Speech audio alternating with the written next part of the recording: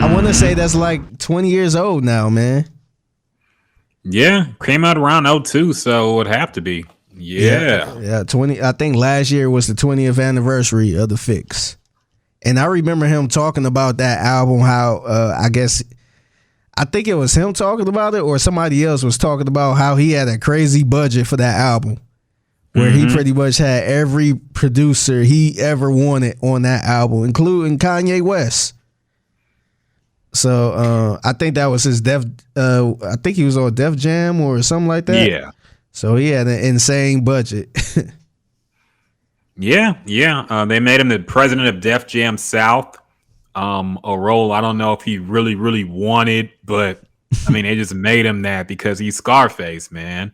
So, but yeah, that was a good time, honestly, for some H-Town legends because Devin the Dude had a huge push in budget for his album. I don't know if the budget was that big, but he had his highest produced albums at that time because of his work on The Chronic.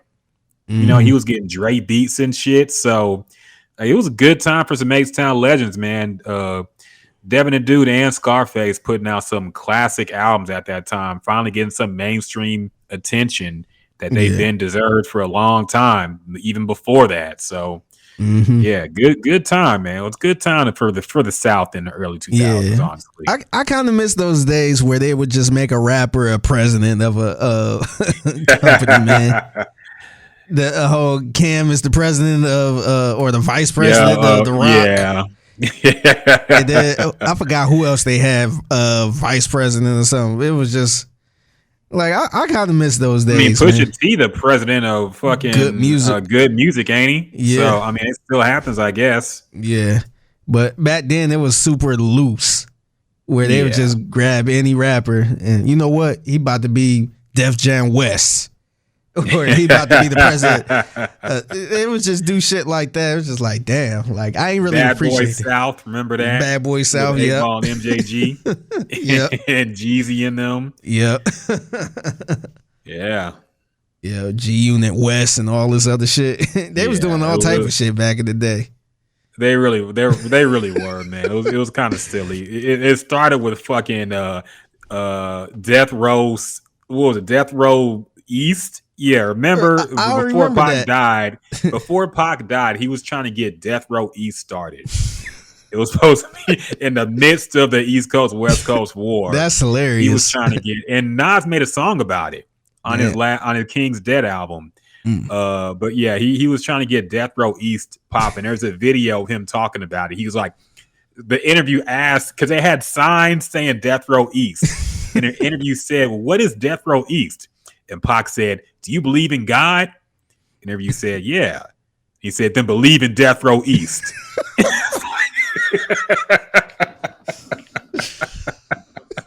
Like, what does that mean, Tupac? But okay, he was wilding at that time though, so you know how he was. But it was hilarious. Suge Knight was right behind him, not saying a word, just me mugging the camera the whole time. So I would love to see who was gonna hop on Death Row East during this time, man. Just imagine all of the rappers around in the East Coast during that time, just jumping on Death Row East. That would be like, it would cause a civil war in the East, in New York. Because who in New York would go to Death Row East? That's what I'm trying to think, because all the people I thought off the top of my mind, they dissed. So I was thinking like maybe Mobb Deep. I was thinking like I could see Mobb Deep, but they dissed them. Jay-Z, right? They dissed everybody. Yeah, man. So they can't be Nas, can't be the Locks because they with Biggie. Yeah, they can't, like, so many people were with Bad Boy. Who would they have signed? Jeru to Damager? I don't know. Yeah, like, somebody random it would have to be because yeah. I was thinking even like maybe Fat Joe or something.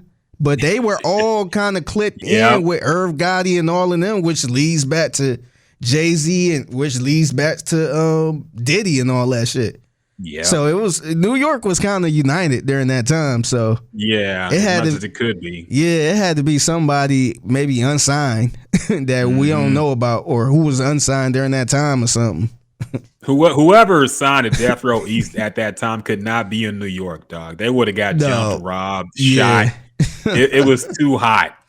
Like that shit was. You could not be walking around with a Death Row East shirt in New York. Yeah, I guarantee you, it would have been some niggas that probably wasn't even that good that nobody really knew.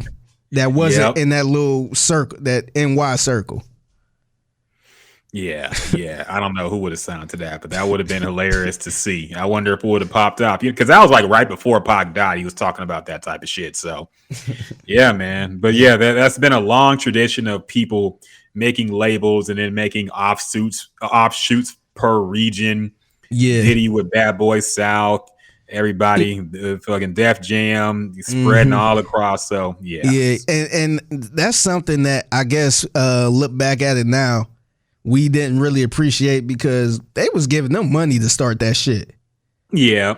So they was getting, they put these rappers in this position and, hey, start this, start that. Mm-hmm. You don't really see that now. Everybody pretty damn near independent until you have a big hit, and then they'll give you a little something. But now everybody pretty much on their own. I mean, pretty much. I don't remember any, like back then, and maybe it happened, but I just don't remember artists complaining about not being able to put an album out or not being able to put music out. It seemed like everybody dropped when they wanted to drop. Yeah. You know, we got a lot of albums from people who honestly weren't that popular, but there was still enough money in the game where you can get Beanie Siegel all these albums. You can get Freeway all these albums. Memphis Bleak, who really didn't deserve all the albums he got probably, but he got plenty of albums himself. So like that's just how it was, man. Now you got people who are popping talking about how they hate their label because they can't put music out when they want to. Yeah, so. And some people, I guess, music getting leaked, and we'll get into that. Yeah. So, yeah, the allegedly, supposedly, rumoredly, but yeah, we'll address that in a little bit. But we digress. Time to get to the shits. Jay Prince, tell people what they listening to right now. The gems and juice. We are back at it. We are back in full effect. Busy podcast, man. So we got to get right to the shit. A lot of new music dropped, and we got to give you our thoughts on it. And we want to know what y'all think as well. What we think is worth listening to this weekend. We got football back in full effect. Finally, kind of, sort of. You know what's funny about preseason? Like, everybody makes a big deal about the first preseason game, and then you immediately don't give a shit till the regular season starts. Yeah. And it's getting even worse now, because now, you know, you'll be lucky to see a starter at this point. But the starters you see them for like 2 series, and that's it. Yeah. And so by like the end of the first quarter, it's scrubs in there already. And you're like, damn, I don't even care to see this now. So don't care who wins, which is the worst way to watch any sport, not giving a fuck about who wins or loses. I know. And then on top of that, you got 2 more preseason games, pretty much 3 weeks of this, games that don't even matter. Yeah. So, I'm glad they cut out the 4th. Like, honestly, I'm glad they extended the regular season and cut out the 4th, because the 4th preseason was always the worst fucking game to watch, man. Yeah. It was the most boring game for me to work, because you knew it was going to be nothing but bums in the fucking game. It was just a waste, man. So I'm glad they cut the last preseason game and added another full regular season game. So I'm happy for that. Holly Worshipper, what's up? What up? And he asked, what's up, man? He asked a question. How do artists today make money since we've gone from physical units to virtual units? That's a good question. Really, they made up their own kind of algorithm where so many streams equal a physical sale. I don't know what they did to figure out how you can compare the two, but artists still do sell physicals, though. You know, Beyonce made a physical. She had vinyls out too for her album. But the short answer is they figured that so many streams, I believe it's like 5,000-10,000, something like that. A lot of streams equal one physical sale. Yeah. So, and I'm looking at this question. He said, how do artists today make money since we're going from physical? I don't think they make money off of the actual songs, man. I think they got to get out there and do shows. I think they probably got to come up with some type of merch, probably features, shit like that to actually make money. I don't think they banking on money through, stream numbers and stuff like that. I think that's more bragging rights to say, I sold 50,000 my first week or something like that, but I don't think they making a living off the streams, to be honest. Yeah, it is merch. If you look on Spotify and probably Apple Music too, when a new album comes out, you'll see like a list of merch. I saw it for, I want to say it's Meg Thee Stallion's album. She had like a lot of merch, t-shirts and all this stuff. If you scroll to like the bottom of the album, you'll see all the merch and shit. A lot of them do merch. They do bundles. They do stuff where you get like tour tickets if you buy certain things. That's kind of how they make their money now. It's all hoops they got to jump through. And of course, with the labels, these are 360 deals, by the way. So even their shows, even their TV appearances, all the stuff they normally used to get a lot of money on, they don't get that much anymore because they got to split that with the label now. So yeah. I mean, artists these days kind of struggling, man. Yeah, I don't know how they make money, man. Like, I know I've seen some lower end artists who make their money off of features, and so they kind of charge out the ass for features. And that's how they kind of make their living. But outside of that, man, I just like with the labels all in their pockets, taking their show money, taking some of their merch money. You can forget about the stream numbers because that ain't really much. I just don't see, I just don't know how they get any money at this point. Yeah, I mean, they get paid, but the money in the music industry is not what it used to be. And so, yeah, it's a lot of cap, a lot of exaggerating going on. When you see things on social media, that shit ain't really theirs. It's probably rented. It's probably something the label gave them to flex on the gram and then take it right back. So. To be honest, I kind of look at those artists. I think at that point, if you're a hot artist, you could get whatever you want. If you want a Lamborghini, they gonna get you a Lamborghini. I don't know, I'm not saying it's fully paid off or anything, but they're going to get you a Lamborghini. You might have to recoup it. Yeah, they'll give you it up front, but you got to recoup it, which means you owe the label now. So all the money you got will usually go to you, goes to the label to recoup whatever they got you. Exactly. They'll get you a house if you want a house, money for video shoots, all that. They probably do all that stuff. But when the money ain't coming in or, numbers going down, they're going to be like, hey, you owe us this. Yep. Hey, remember that shit? We got you right here. That's us. So it's kind of like, I think you see it a lot with a lot of athletes who are going to the draft. Those banks are willing to give you whatever you want. Oh, yeah. Because they know you're going to get that money back. You going to the draft. So, why you think people like, LeBron in high school got a fucking Hummer? They know he was going to make it big, or they was at least banking on it. So they're like, hey, give him a Hummer. So yeah, they already knew. Little shit like that. They know they was going to get it back. So, that's cool. So and the label going to get their money back, man, one way or the other. If you got to take your money for the rest of your life, while you're making money off your music, they will. But what up, Tab? Glad you're joining us as well, man. Got the whole fam coming in here. So what up, Tab? But we digress. Let's get to this shit. First off, quick checkup, man.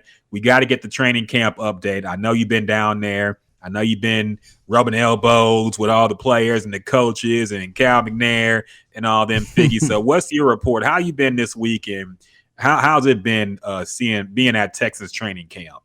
I think a lot of people are super excited, man. I don't know how the season gonna go, but people are in a good mood. It's a good vibe here. I saw Cal this morning, Cal and the wifey. Yeah. And they talked to us after the show and all that stuff, and they were in a good mood, man. I never seen owners like this before, because usually it's hard to get in touch with the owners. But now, man, this gotta be the weirdest thing ever, because you seen them out at training camp almost every day. They was out there every day. They was taking pictures with fans. I want to say Wednesday or Thursday. I think it was Wednesday. Calvin there actually cooked hamburgers for the fans. Mm-hmm. Like, damn, like what owner? Like, show me an owner that did that for their fans. Like anybody else probably would have just ordered Chick-fil-A or something and had Chick-fil-A passing out burgers or something or chicken sandwiches. But no, he was actually out there on the grill, man. And that's crazy. I kind of respect him for it, man. Like don't pay your way out of it, man. Rub some elbows, man. Try to get these fans back on your side. So this week been kind of good, man. Yeah, no, it seems like it. And yeah, Cal been active, man. He's doing he's kissing babies, passing out turkeys, man, doing a Nino Brown thing, dog. I see it. I respect the vision, man. I see what he's doing. But now, for real, it's dope that he's out there interacting with fans, cooking for people. Mm-hmm. That shit's pretty dope. Cal and Holly Rocheper says Cal and Figgy are tight now. Don't forget us. Yeah, you might be gone, dog. What if Cal asks you to do a podcast for him? It's got to be about what he wants to talk about. And he gives you a good bag. We might have to say bye to the Ginger Juice podcast. I know, man. I'll let y'all know what podcast I'm gonna be on. Yep. Might be the end, man. Rubbing elbows with a billionaire over here. I'll be like, hey, the only thing I tell Cal, the only thing we gotta do, we gotta bring Ryan Rockett on board. Oh, we gonna be, we'll be all good, man. You might look through my timeline and say, hell no. And he'd be like, well, okay, sorry, I tried. But yeah. He actually a cool dude. When I saw him on Wednesday at training camp, he was walking by. I was like, yo, Cal, what's up with the burgers? And he stopped. He pointed at me. He's like, how you like your burger? And he's like, medium well. Like, medium well. And then he started going down the line, pointing at other media people. Like, how you like your burger? How you like your burger? He was like in a good mood. I'm like, damn. That's crazy. Now that's dope, man. Especially since we had never seen him like that before. You know, all these years with the Texans, even after his father had passed, we had never seen. We see him on TV at games. We know he's there. Yeah. But for him to actually be involved in the community and doing stuff for the fans, that's dope. That's good to see, man. Yeah. So, another big deal was he actually did an interview on 610, man. That was that had never happened before. So they getting down and dirty. Yep. He said he's gonna be doing podcasts on the G6. Yeah, man. You're gonna be doing that shit on private planes. You're gonna be in a mansion doing the podcast, getting your feet rubbed. Yeah, man, you might be out of here, Figgy. I wouldn't be mad at you though, dog. I'd be glad for the glow up, but Figgy might be out of here, man. He rubbing elbows with the elite, with the bourgeoisie, with the billionaires. Yeah, I'll be like, hey, guess what? I'm moving to River Oaks. I just got the crib in River Oaks. I'm staying next to Tony Busby now. Yep. Sorry, y'all. Moved up. I'll be out there getting the fucking newspaper in the robe. Like, hey, Tony. Hey, Cal. Yep. Holly Rachel Worshipper also says, I think of how mega rich Michael Jackson, the Rolling Stones, Prince. Don't see artists being that wealthy off of pure album sales. Yeah, that's true. And if you think about it, even they complain about their label. Yeah. Prince he said he was a slave to Warner Brothers. Mm-hmm. Michael Jackson says Sony was racist. As much money as they got, and they were probably some of the highest paid artists of all time, and they still had issue with their label. Back in the peak money making time of music. And they could probably get whatever they want too. Yep. And they were still complaining. So just imagine somebody like I don't want to use Meg, but just a regular artist going through what they going through. It's just like, damn, that's probably 10 times worse than what Mike and Prince was going through. Yeah. Because after a while, you really couldn't tell them shit. But, somebody who fucking like a Meek Mill or somebody who's having issues, it's like, would anybody really care? Yeah. I mean, Meek got some fans, but it's not going to be like Michael Jackson type outcry or Prince outcry. So he's got to deal with it, man. Yeah. But yeah, good to see you're out there. Of course, the Texans start. By the time you're hearing this podcast, it'll probably be game day if you're listening on the audio side. So yeah, a lot going on. Make sure y'all stay tuned to In the Loop for updates on what's going on with the team. Of course, if you're in Houston, assuming that you are, you might not be. we nationwide, so I mean, I give a shit. Who cares? Anyway, we got a whole lot of music to break down, man. It was a busy. Finally, I've been waiting finally for some music to listen to, dog. They had to get Beyonce out the way, man. They couldn't drop around Beyonce. But I want to ask about that, though, dog, because now it's been like, 2 weeks since Beyonce dropped? Yeah. And we're getting all these albums. Now, you would think with somebody like Beyonce, they would spread it out a little bit more than that. Yeah. Are people no longer afraid of Beyonce? Is she no longer? I saw the projections for her album this week. She did, I think, 326K first week. And this week is projected to be like 90. So are people no longer scared of dropping around Beyonce season? Is she no longer, and I don't know what her long history, she debuted number 1. Yeah. So not saying like she fell off. Yeah. But are people no longer scared of dropping around Beyonce season now? Yeah. I think they still kind of respect her. They give her space. I ain't gonna sit there and say they're not scared, because I don't think anybody gonna try to drop on Beyonce weak. Yeah. But I do feel like they kind of gave her a 2-week cushion where they just like, you know what, let's get the first week out the way, and no way in hell I'm dropping something. And a couple people dropped some shit where it kind of went way under the rug. I end up listening to it this week. Shout out to Doughboy. But yeah, I think even the second week, I felt like they still wanted to kind of give her a little space just to get that second week out the way. And then, now it's like, all right, let's drop. Because, I don't want to sit here and say I ain't heard the Beyonce album since, or I ain't hear nobody playing it, because I still kind of hear some people talking about it, but it seems like it's cool to drop now. Yeah. It's not a thing where the album is just going so insane where it's like, damn, let me slow down, because people still, playing this album, and they ain't gonna check my shit out because the Beyonce album's still going. I think now it kind of cooled off a little bit. Yeah. And I mean, I don't want to say this too early because there's still plenty of time left in the year, but I think the Beyonce album is underperforming by a good bit, especially considering the hype people had you believe this album was going to be.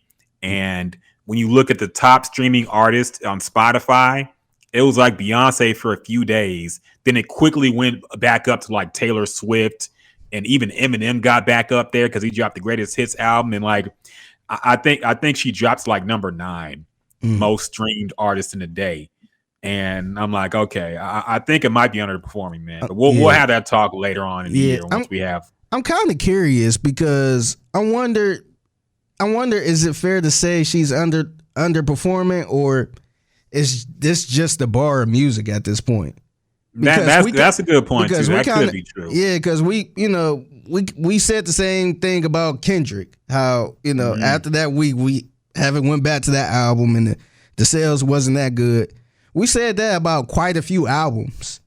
Yeah. So I'm wondering, and we even talked about her sales. How we thought it was kind of low, because I thought she.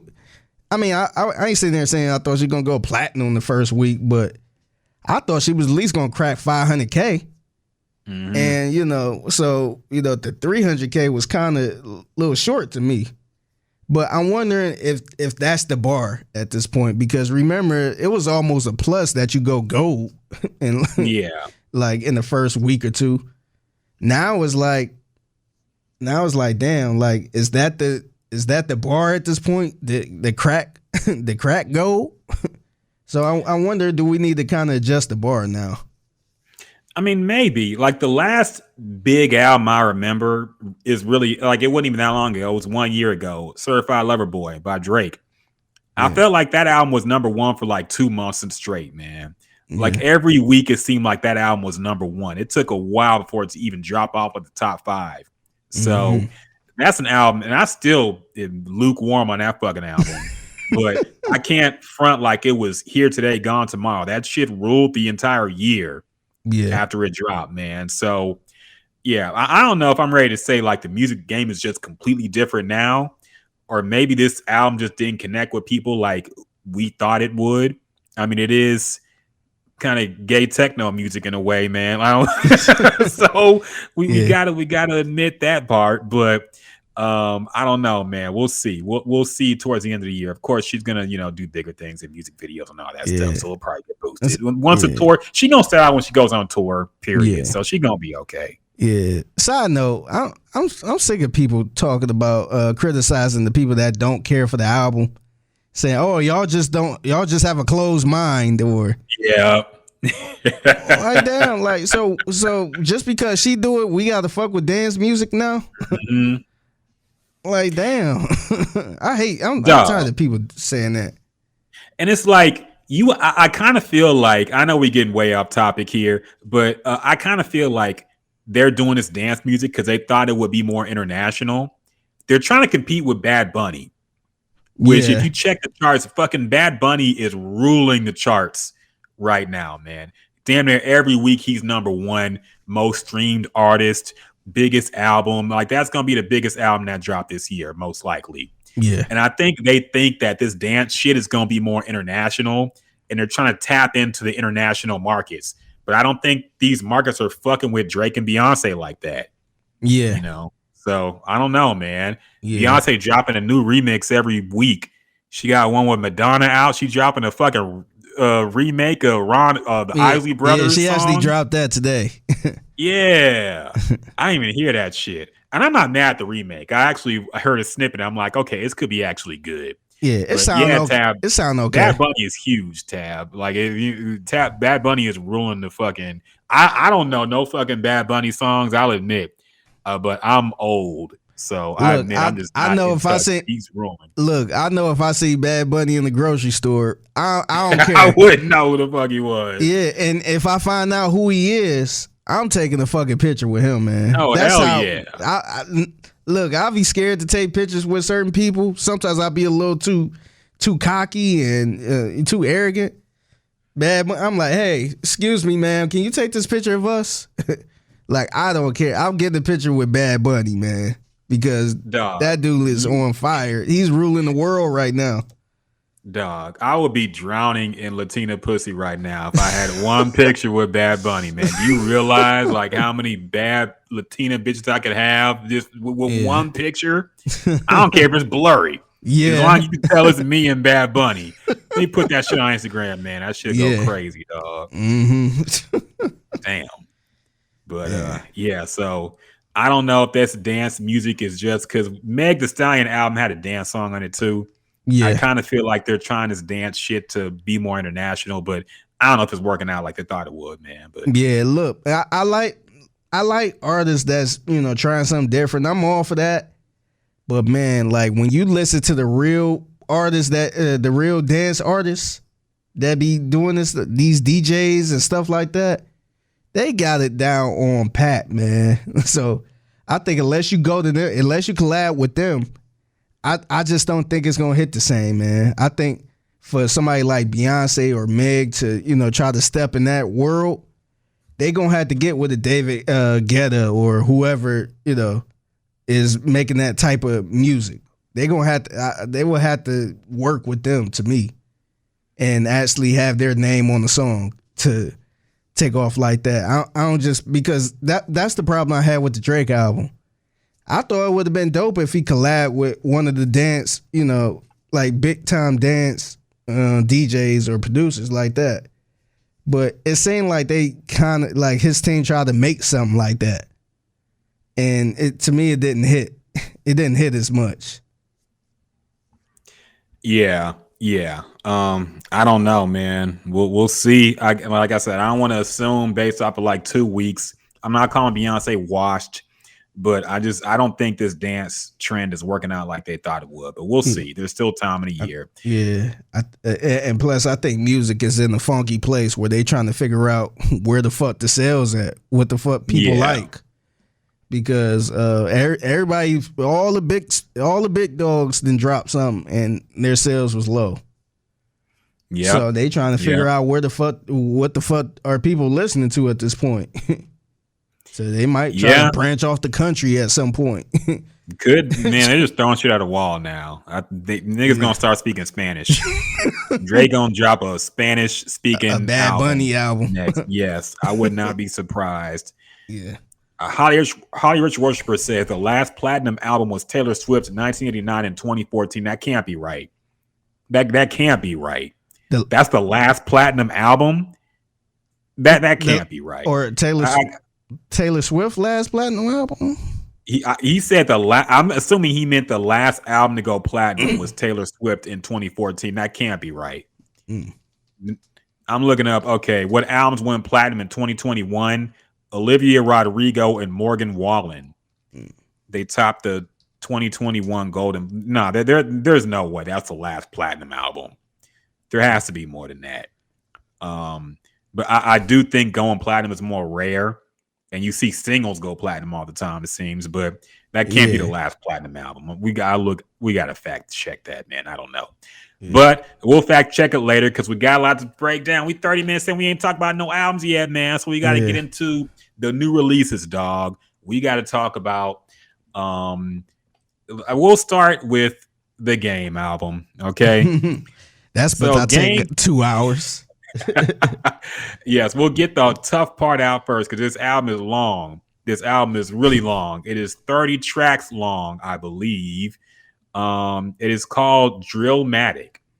Now, the way he promoted this album, I thought it was going to be entirely produced by Hit Boy. Yeah. Which kind of got me excited because, he's done great work with Nas, kind of reinvigorated his career.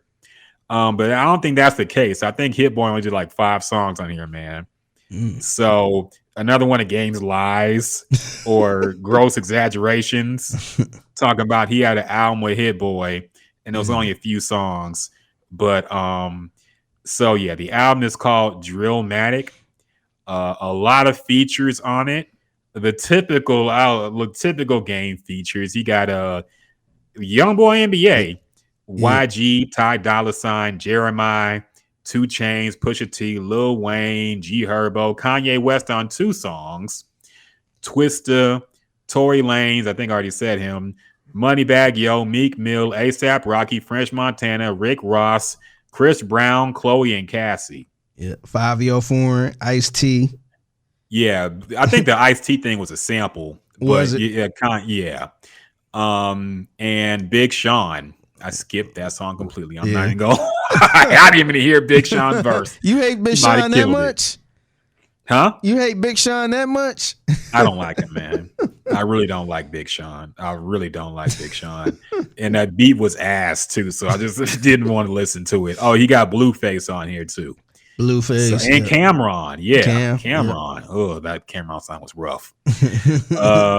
But we'll give an overview of the album. Figgy, I'm going to start with you. We're not going to go track by track, of course.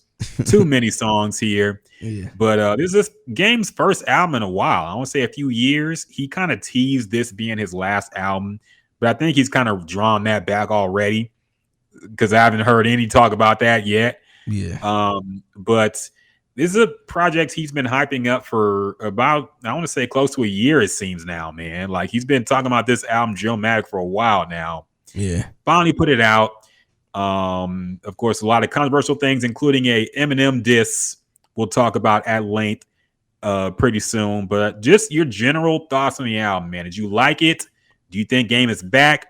Do you think this ranks up there with the documentary and Doctor's Advocate? Or do you think Game is kind of washed up in his advanced age right now? How do you feel about this album? Man, to answer your last question, this album do not stand up to the documentary or Devil's Advocate. But I actually enjoyed this album, man. It wasn't bad. The only thing I have a problem with is I felt like this album had no direction to it. This album, to me, it seemed like it was all over the place. It seemed like he was, because it's weird because Game, it seemed like Game don't really have a style. Like Rick Ross have that same style. You know what you get when the Rick Ross is on there. You gonna get a and then you know what he gonna do. It seemed like Game always adapts to what the other person is doing. So if he's on a song with Busy Bone, he gonna rap fast just like Busy Bone. If he's on a song with Jay-Z, he gonna try to rap like Jay-Z. If he's on a song with Rick Ross, he gonna try to rap like Rick. He gonna try to kind of do what they do a little bit. And that's the problem I always had with it. And even when he rap with younger cats, he try to rap like them a little bit. And it's like, man, like that's the only problem I had with him. And that kind of, and with all the features, NBA Youngboy, 5 Foreign, Roddy Ricch, you had all type of other people on here, and that kind of make the album sound like it's all over the place. So, that's me being kind of picky because, usually when you get an album, you kind of want some structure to it. But as far as just all 31 songs, I felt like majority of them sounded good. But this the crazy part. The one song, like, I like the song with Pusha T. I thought that song was dope. Pusha T and 2 Chainz. But the one song I kept going back to that this might be a guilty pleasure, or something I might be embarrassed of liking, but I really like the song with NBA Youngboy. I like that song too. I like that song. Yeah, that song is hard. I actually put that in the Serato, man. I'm like, out of all these other songs, I like that one the most. That's the song I kept going back to. It's some good gym music and some good hype music. I like that song a lot, man. I even like NBA Youngboy verse. And I can't tell you other verses I like from him. But that was one of my favorite songs off the album. And that's the song I kept going back to. I listened to the whole thing. It took me 2 hours. But I listened to the whole thing. And yeah, man, I think it's pretty solid album, man. The only downside is too long, man. Pause. I think if he would have put like half of the tracks out and then maybe drop next year, I think that would have been fine. I just don't understand, the logic. We talk about sales and all this other stuff. I wonder what's the logic behind putting out 30 songs. Like I never got Chris Brown do it. I just don't understand the logic of, hey, let me put out 30 songs. Let me put a 2-hour album out. And, I wonder what's the benefit behind this. Because it's a turn off. Like, if it was anybody else, I probably wouldn't even listen to it. Like, I guess I just had time this morning. Where I'm like, fuck it, let me just go through. Because, we ain't had no new music in a long time. So I'm like, fuck it, let me just see what's on here. But I listen to some of the Chris Brown album. It's just a turn off to see all of these damn tracks. So that's probably the biggest downfall of this album, man. But if this album was like cut in half, let's say the first 13 songs, 14 songs, I thought the album would have been solid. But yeah, outside of that, man, I think the album was pretty good, man. So you would say it's qualified then? It's officially qualified. Let me hit the qualified drop. I think with the long albums, they're kind of trying to juice the streams in a way, because they basically do this by 2 ways. If you have a really big song, when it's short, you get a lot of replays and people running it back. But people like Chris Brown and people like Game, they ain't gonna make a song that's a minute 30 seconds. So the way they get around that and still juice their streams is to put out an album with 30 songs on it. Because, everybody going to at least listen to every song for a good 30 seconds, which I think is enough to count for one play. So you add that up with everybody with 30 times. And then it's basically, I think they're trying to game the system that way. Because I can't really think, I'm with you. Like, these songs just aren't good enough to be, it don't need to be this long. Yeah. And I thought it definitely would have been better for him to drop like a deluxe edition, maybe next month or a little later in the year. But at the same time, it's just too much music to consume, man. It's a lot here. And yeah, it's tough to get through the entire thing, man. I'll be honest. But as far as what I thought, man, I feel like it's definitely a Game album. And when you listen to Game albums, there are times when you feel like this dude is really underrated. And then you get to the next song and you're like, okay, now I see why he's rated where he is. Like, now I get why we don't put him up at the top when we talk about like the best rappers, you know. And then you get to the next song, it's like, man, I don't know though. And the next song is gonna be right back, like, okay, I get it. All over the place. Yeah, because Game is really good when he's just rapping like himself. Yeah. You know, he did that LA Leakers freestyle last week and he killed that shit, man. Yeah. Like, he really went off. And when he was just rapping like himself, and he has a good number of songs on here where he's just rapping like himself. I like Father's Prayer. I like there's some other songs like that too, man. What We Not Gonna Do was okay. Heart versus Mind was really good. That song was really good, man. And I feel like if he just rapped like that, he would be more highly regarded. But as you said, he does the thing where he tries to sound like another rapper on these songs. I was getting into the album. I listened to it sequentially. You know, it starts off with a great intro with One Time with the Ice-T feature. I think it had a sample from Colors, which was fire. Gets you in that gangbanging California mood. Mm-hmm. And then he drops the song with Easy with Kanye West. I didn't think they needed the second song. He could have put that a little further down. But okay. And then we get to Burning Checks with Fabio Foreign, and we get Game rapping like Pop Smoke. Yes. And I'm like, I'm groaning at this point. I'm 3 tracks in, and I'm already like, oh, man. Game back at it. And in the next song, Voodoo, he's clearly doing Kendrick Lamar. Yep. Like, I don't know if he thought he was going to get a Kendrick feature on this song, and that's why he did it. But he's clearly doing like a Kendrick Lamar parody or something, man, because he's doing the exact same delivery in the voice. So now I'm like, oh, man. And Home Invasion was a good one. Like you said, OPP with Young Boy was a really good song. And there's good songs in here, man. But it just gets so corny when he starts rapping like another rapper. And it's so blatant and obvious what he's doing. Yeah. So, yeah, it's tough. I got to talk about the fucking remakes too, man, okay? Oh, yeah. I'm surprised you didn't bring this up, being I you forgot from about Cleveland, that. dog. Yeah, I forgot about that. I could not forget about this. There is a song where they sample Thuggish Ruggish Bone. Yeah. It's called Chrome Slugs in Harmony. Featuring Lil Wayne and I want to say G Herbo. Yes. Now, man, I think y'all know how we feel about these remakes in general. But I feel like, okay, there's gotta be like you some shit you just shouldn't touch, man. Yeah. I understand you want to get a hit. I understand some shit's classic. You could sample a hook from a song. But if you gonna remake a beat, at least make it good, dog. Yeah. Thuggish Ruggish Bone is maybe like the best rap beat of all time, in my opinion, man. Yeah. I would put it up there. Top 5 rap beats ever made. Thuggish Ruggish Bone is an incredibly hard beat, man. And what they did to this, I feel like there should be a federal investigation. I want the feds who raided Trump at Mar-a-Lago to go raid whoever produced this horse shit and Game and Lil Wayne for his ass verse on here too. His verse was bad. I was disappointed, man, because Lil Wayne been killing shit recently.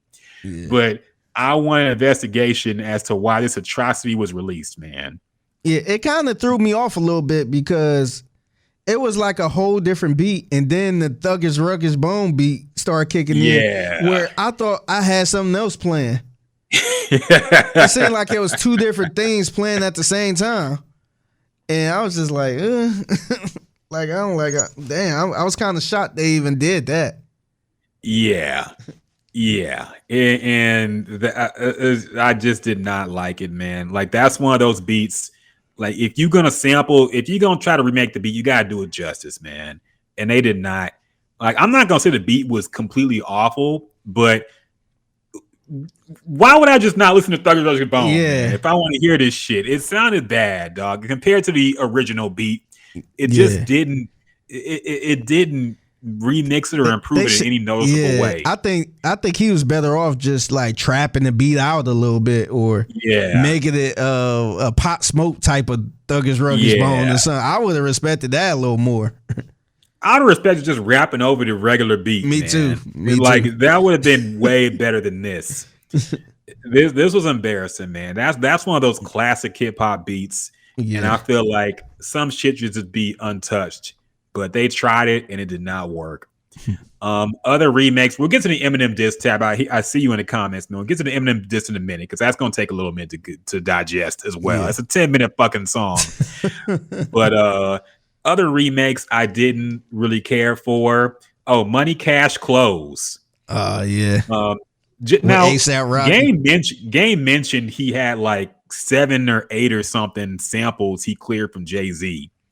And everybody kind of laughed when he announced that. But this was one of them. He sampled a number of Jay-Z beats. One of them didn't even make it on the official end of the album because we'll talk about that in a minute. But there's a song called Money, Cash, Clothes with A$AP Rocky. And, of course, you could tell what song they sampled. And it sounded terrible, mainly because they had to remake the entire beat because I don't think they could get the rights to the original sample because it sampled an old video game called Golden Axe. Swiss Beats sampled like some noises from that game to make that beat, and clearly they couldn't clear that or didn't want to, so they remade the beat and it sounds even shittier. So this song was terrible. Money, cash, clothes. Money, cash, clothes. Yeah. That sounds like a Kids Bop version. Money, cash, clothes. Right? I thought I was into the clean. Like, why would you call it money, cash, hoes? You should have said money, cash, hoes, man. Right. Money. There had to be a more clever rhyme than money, cash, clothes. It's. I guess A$AP. I guess he was trying to match it with A$AP style because he's a fashion ass nigga. Maybe he thought that would sound more A$AP Rocky-ish. I don't know, but that song was bad. They also sampled Taylor on what song was that? I want to say it was "Talk to Me Nice." Maybe I gotta listen real quick. Yeah, it was "Talk to Me Nice." They sampled a "Show Enough" by Tila, and I didn't like that either. I mean, like these are like I said, they're taking great beats and making them shitty. Yeah, in my opinion. Tab says it's one of those YouTube instrumental type beats. Yes, it is. Yes, it is. And like I said, if you gonna sample something, you gotta at least make it hot or try, man. But when you just take the melody and put all these 2022 sounding bullshit in it, it don't sound good, man. I'm getting sick of this remake. Like, I'd rather you just rap over the original beat. You ain't got to jazz it up with these generic ass trap jumps that everybody uses in their shit now. Yeah. It's getting old, man. Oh yeah, we got real quick. There was a feature with Nipsey Hussle, and that song sampled. I want to say it was what song was it? I can't remember. It was a Jay-Z song they sampled. It wasn't Song Cry. Was it Song Cry? I can't remember. I forgot what the song even sounds like now. I know. I think it was a song off. It was Can't Be Life. That's right. They sampled Can't Be Life. Yeah. Okay. They sampled Can't Be Life. It was a song with Nipsey Hussle, and they actually pulled the song from the album. But if you look on Spotify, you can see like the song, but it's blanked out. It's blanked in Apple Music. And allegedly, Nipsey Hussle's people got upset about, being, because the whole thing with Whack 100, who was Game's manager, kind of talking greasy about Nipsey after he died. And to be fair, I don't think Game has said anything disrespectful to Nipsey, but just the fact that his guy is saying this shit. Yeah, I think Game was actually kind of hurt. I mean, looking from the outside in. Yeah, like he was hurt. Remember he had that stupid ass post saying, "Hey, my daughter or son wanted to ride in the blue coupe because of Nipsey or some shit." Mm-hmm. Like he was actually really fucked up over the shit. So that was even more weird. How his manager or former manager or whatever, this guy Whack 100 was kind of going in on Nipsey. Yeah. No, you could tell he was fucked up because Game fuck with Nipsey, man. Yeah, Really kind of close to the beginning. You know, they had hmm been close for a minute. So yeah, yeah, they had a song together here. It sounded like you can find the song if you look on the internet. yeah, You're not gonna find it on streaming, but you can find it if you look around the internet. And it sounded like an old Nipsey verse, man. Like mm. it sounded like old Nipsey. The song's called World Tours, by the way, if you want to look for it. But the Nipsey verse sounded like it was a very basic sounding old Nipsey sound. But the song, I mean, it probably should have been on the album Yeah. because it was a nice little game, kind of saying farewell to Nipsey and talking about him and his memories about him. So it would have been nice to have on the album, but I understand why his people Yeah. might have a problem with it. Being Mhm. whack 100 talking too much on fucking Clubhouse about bullshit, ruining people's careers now. So Yeah. yeah. So not I don't have nothing to say about that. So let's get into the Eminem diss. Did you wait real quick? Did you have a problem with the other samples too? The one of the each sample one of the other Jay-Z songs too. What else did he sample? It was something. I'm I think it was something on the Dynasty. Change the game. Oh, that's right. The sample changed the game. Yeah. I mean, I didn't really care about that one that much because that's one of those beats where it's like it don't sound that good now. I liked it a lot when that song first came out. Yeah. But listening back to it does sound kind of dated a little bit. So I didn't really care too much about them doing it. I mean, it was lazy how they just kind of remade the entire song with the same verse, cadence, and hook. Yeah. But I mean, whatever. Yeah. And then the other song, he remade the Mobb Deep, the Getaway. Yeah. I actually liked that one. That one wasn't that bad to me. And it didn't sound exactly like it. It was the same sample. But I was actually okay with that one. Yeah, I didn't mind that one either. Like it kind of kept the feel of the original song, which I thought was better than trying to trap it up and put all the fucking sound effects and bullshit in it. Yeah. So I didn't mind that one either. Plus it was kind of like a little heartfelt tribute about, working with Mobb Deep and Prodigy and all that. So I didn't mind that either. The worst ones are the ones I went off on though. By far the Thuggish Ruggish and Bones shit was a crime, honestly. So but the rest of them I didn't mind that much. So let's get into the Eminem diss, man. So he teased that he was gonna diss Eminem, and for background on this shit, and maybe I'm missing something, but Game has kind of been picking at Eminem. Apparently he wanted to do a versus with Eminem, which hilariously I guess he thought he would actually get. Yeah. But it's kind of stemmed from the whole Super Bowl performance that Dre, Snoop, Mary J. Blige, 50 Cent, and Eminem did. Game felt like he should have been a part of that, and most people disagreed, including us. Yeah. But he really felt like he should have been up there. He went on Drink Champs, talked about it, and he first kind of sent shots at 50 about it. And 50 kind of made some Instagram comments, but mostly ignored him. And now somehow that got turned to Eminem's way. The Game wants to do a verse with Eminem. Eminem, of course, is not replying. So Eminem or Game went ahead and he said he was going to drop a song called The Black Slim Shady, which is a 10-minute Eminem diss.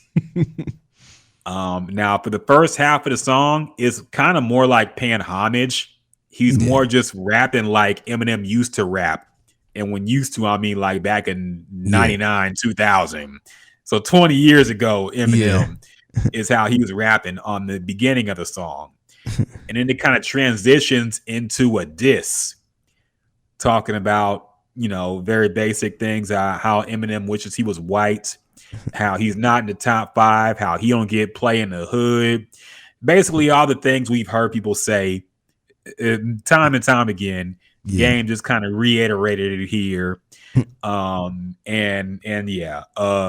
So at the end he kind of challenges Eminem to pick up his pen and reply, say something. And that's pretty much it. And this is the Hit Boy beat as well. The beat is actually pretty good on this song, I'll say that much. But Figgy, What do you think about this diss towards Eminem? Do you think it's Ether Part 2 or what? No. No, these days are over, man. Like, I would have respected this if this was 2004, if this was 2005, somewhere around there.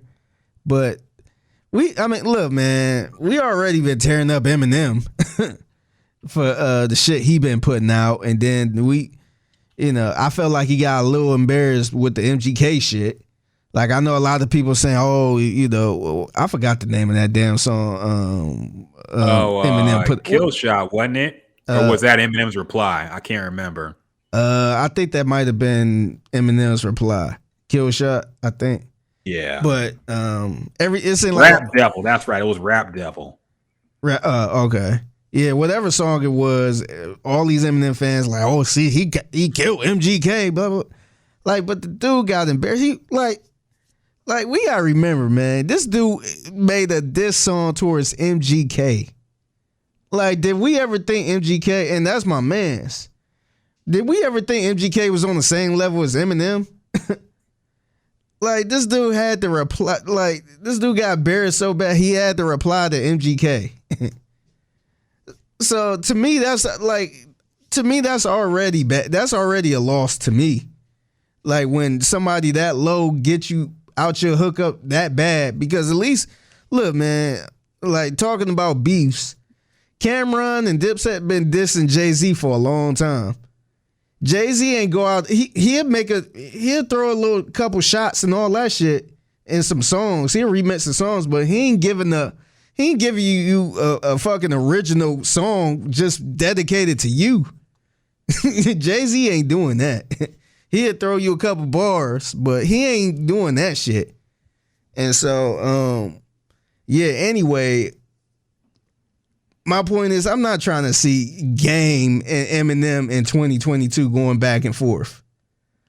Like, what is we doing? Like, I don't understand. Like, I would love to hear why Game is doing this. Like, it seemed like it just came out of nowhere. Like you said, it started from the Super Bowl shit. But I wonder did he just wake up one day and say, you know what? Like, Eminem ain't shit. Like, don't nobody fuck with him. Let me make a 10-minute rap song about him.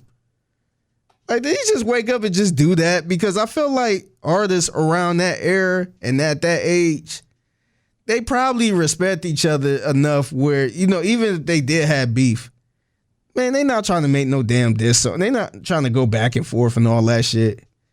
But I guess the good thing to take out of this is I did like the beat, and it could be worse. It could be some young niggas making diss songs, because we see how that go, where two young rappers going back and forth with diss songs and one end up dead.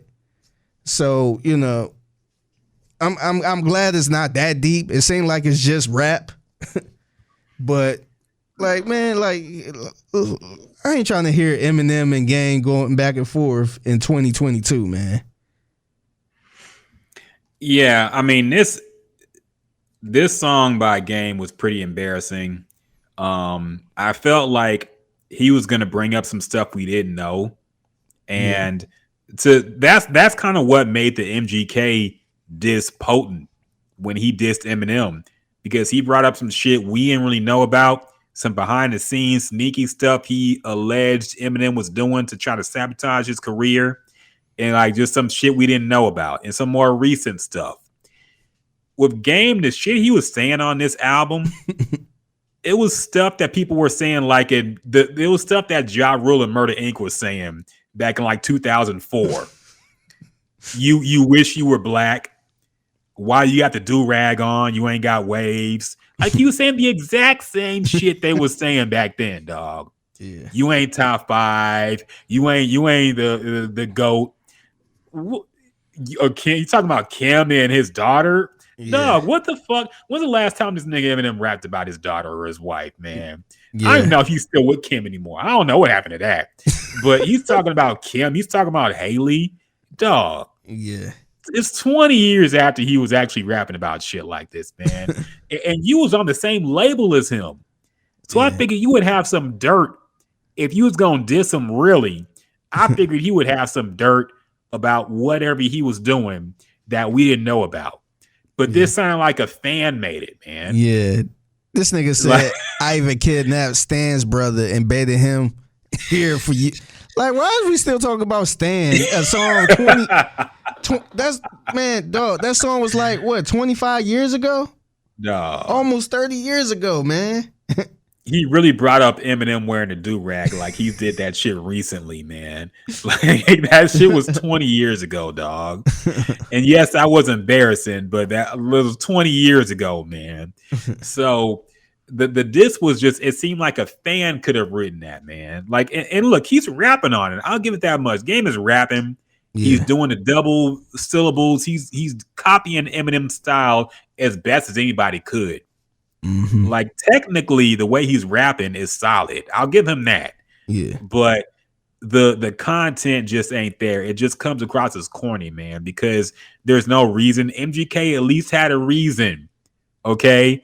Eminem was sending shots in the song first. Yeah. MGK just made a whole song about him.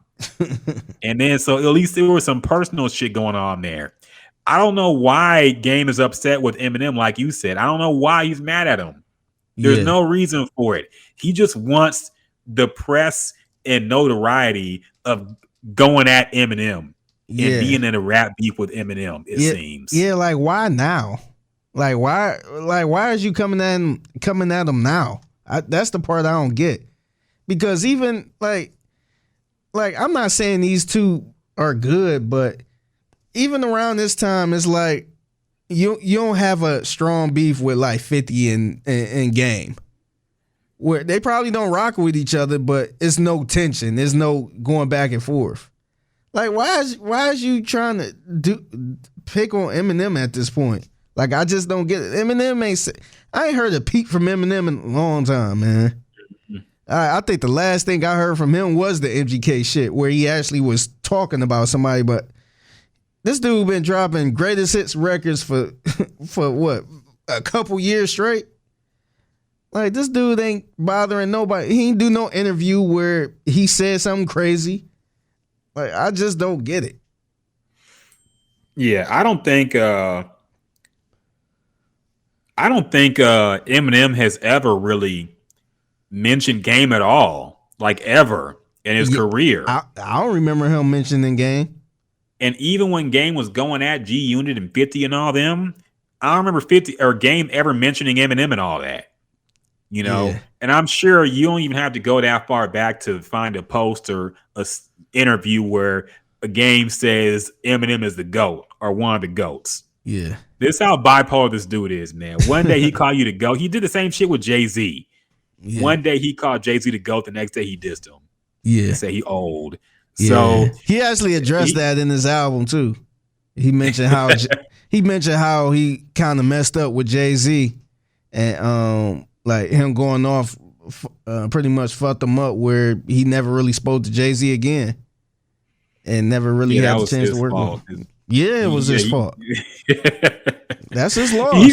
He really thought this. I just remember what he thought it was about in the intro for Kingdom Come, when Jay-Z said the game's fucked up, niggas beats is banging, nigga, your hooks did it, your lyrics did, and your gangster look did it. He thought that was about him.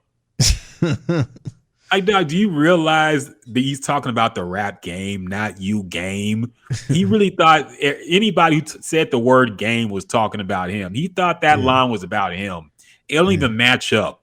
Yeah. Game's hooks aren't even good. Yeah. So yeah, he really thought he Game is not Game is not known for his hooks. Yeah, he really thought that was about him. Like Jay was really going out of his way to diss him on his comeback album. So he went on a whole fuck Jay-Z campaign, and of course it fucked him up, because you see where Jay-Z is now, and you see where Game is now. So definitely closed some doors for him, I'm sure. But I guess they good because Jay cleared the sample, so Jay forgives. Yeah, I did see something that say Jay-Z never charged anyone for a sample. I mean, for a clearance or something like that. That's dope. Yeah, I appreciate that, because he probably don't he probably wouldn't get that much from it anyway. So he probably just like, fuck it. Well, he cleared that damn Division song. Which was shocking to me. I'm like, damn, okay. Yeah, because it was bad. He probably don't give a fuck about that shit. So we like, hey, right. you should return to rap and do it and make a Jay-Z sample, man, and hit him up. You're like, yeah, we got a podcast. We think you're the best rapper alive. Look, he cleared the sample for us real quick. Yeah, can you clear this song so we can fucking play it during the podcast and won't get flagged? Yeah, not get our shit taken down. Just play Jay-Z songs all day. We can only play Jay-Z. We turn this to the Jay-Z podcast. Hey, that could work though. That could work. Yeah. So yeah, that's all I gotta say. Now I will say this. I kind of think Eminem should respond. Just for fuckery. Because number one, Eminem is one of those people who at one point, maybe he's calmed down now, but he used to go at everybody who dissed him. Pretty much everybody who called him out, he would go at. Yeah. And I think he should just put the nail in the coffin of the game, man. Just do it for the one time. Say, hey, here's the attention you wanted, you've been asking for. Because what else? Like, if he dissed Jay-Z, I would definitely say Jay-Z ain't got the time to worry about game. But what else does Eminem do? Yeah. Like, I'm sure he's just chilling in his mansion most of the day. So why not just get in the studio? I'm sure it wouldn't take him that long to end game. And just put a little song out. Put it because he just released a new compilation. Yeah. He could put it on that compilation, boost the streams even more, and then we'd have a nice little beat to react to. So yeah, I think he kind of should respond, man. I'm kind of curious. So like, I agree with you. I think he should. I think it'd be, I ain't saying this is something I'm looking for, but I'm sure. Yeah, I'm sure Eminem probably wants some action too. If somebody's saying something, so yeah, he liked to rap. Clearly, he liked to probably see how fast he can rap.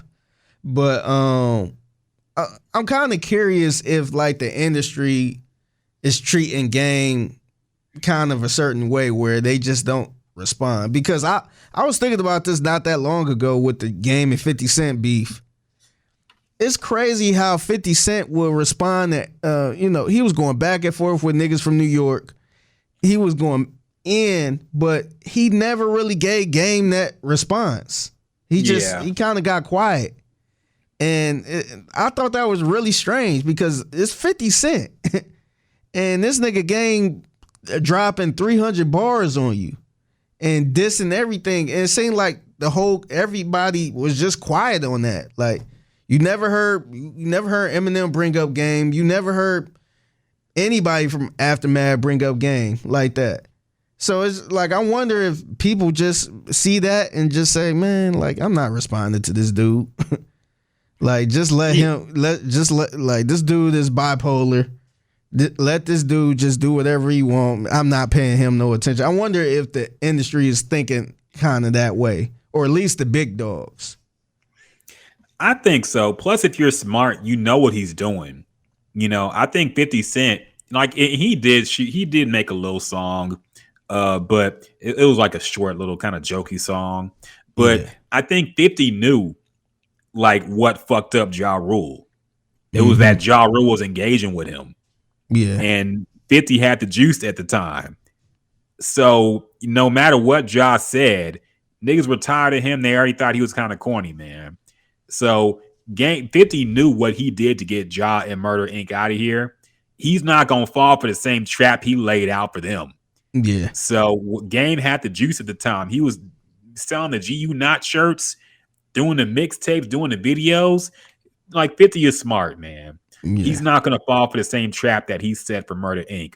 So I think that's why he just never gave him the time of day, because he's like, I'm not going to help you boost your career, by responding to you. So I think that's a lot of the reason why. Jay-Z, I don't think ever really took him serious. I'll say that much. But yeah, it is kind of strange how he seems to call out everybody and nobody seems to ever really respond, because I guess they just know he's trolling or just trying to get attention. Yeah. So so that kind of wraps it up. We'll see if Eminem responds. I don't know if he will. It'll be entertaining if he does. We'll talk about it on the podcast, of course. But yeah, the diss itself is lukewarm at best, man. It's pretty weak and not worth 10 minutes I'll say Yeah. that much. Yeah. So, yeah. But yeah, I think we agree the album itself is qualified, man. I'll recommend it. I'm definitely not going to say every song is good. I'll definitely say some songs are bad. But as far as like, look, Game can rap, and at his best, I think he is a one of the greats in the game right now, man. At his best. Yeah. At his worst, he can be pretty corny. Yeah. But at his best, man, he can rap his ass off. So, and there's some good songs here. So yeah, I would recommend it. It kind of made me want to go back to his first album. Yeah. Like, listen to this. I'm like, man, I feel like we don't really. He's that guy I feel like we don't really appreciate as much. But then he'll turn around and do some corny shit where he's just like, man, he'll do something on Twitter or Instagram or something. Or he'll, make a list of all the women he had sex with or something. Where it's just like, man, this dude is so fucking corny. But if you look at his albums and his music, it's like, damn, he should be in the conversation, man. He should be in some type of conversation. Like, imagine, who would somebody like Game go against in the verses? I think him in the verses would be actually pretty good. I feel like he got some good music to do with verses. I don't know how he performed, but I feel like he would be pretty good in the verses. Yeah, he could probably perform, man. I saw on a freestyle. I've never seen a Game show, but I'm sure he can perform. Tab says, I love Old English. Yeah, I do too, man. I love that whole album, honestly. Doctor's Advocate, I think it's kind of slept on. Yeah. Everybody thought the documentary was his best album, but I thought Doctor's Advocate was as good or better. And I love that song, Old English, man. Yeah. So I think the problem with Game, at least my problem with him, is that I think his raps are too current. So when you go back to them, because I was thinking about this when he dropped a line about Brittany Griner on the album. And I'm like, dog, do you realize she's probably going to be released like within a year? Yeah. And then this song is going to sound crazy. He said something to the effect that it's hard to chill out when Brittany Griner doing 9. Yeah, I think that was like, okay, she's not going to do 9 years. Yeah. Yeah, he mentioned Beyonce and the S word. Yeah. I'm just like, damn. So he just made that song in what, a week or two then? I know. Because we were just talking about that on the last episode. Probably made it yesterday, dog. Man, we was talking about that on the last episode. Yes. Because it just happened. And like, I'm thinking about songs that we used to like and how they sound now, like Wouldn't Get Far. We'd all agree that's a good song, right? Imagine if you 20 years old and put on Wouldn't Get Far. You wouldn't know what this nigga was talking about. You'd be like, who the fuck is Gloria Velez? Who is Melissa Ford? Yeah. Who are these people? You've probably never even seen them in your life if you like 20 years old, dog. So a lot of his songs are just way too current and they don't age well with all the references of shit that just happened when he recorded it. And that's one of his flaws too. That's what keeps his music from being timeless. Yeah. The fact that he's always talking about some shade room type shit on his albums. Drunk says Game was my favorite rapper back in the day, especially when he was going in on G Unit. Yeah, he had the juice back then. Yeah. Man. That 300 bar shit, that One Blood remix that was like 15 minutes long. That shit was super hard, man. Yeah. He had some shit, man. Yeah, he had some shit. He was dope, man. He had the juice, man. He came at the perfect time when G Unit was kind of falling off and people were kind of getting tired of them. And like he was going in, man. Yes, I know who Vita Guerrera is. I know I'm very familiar with her work.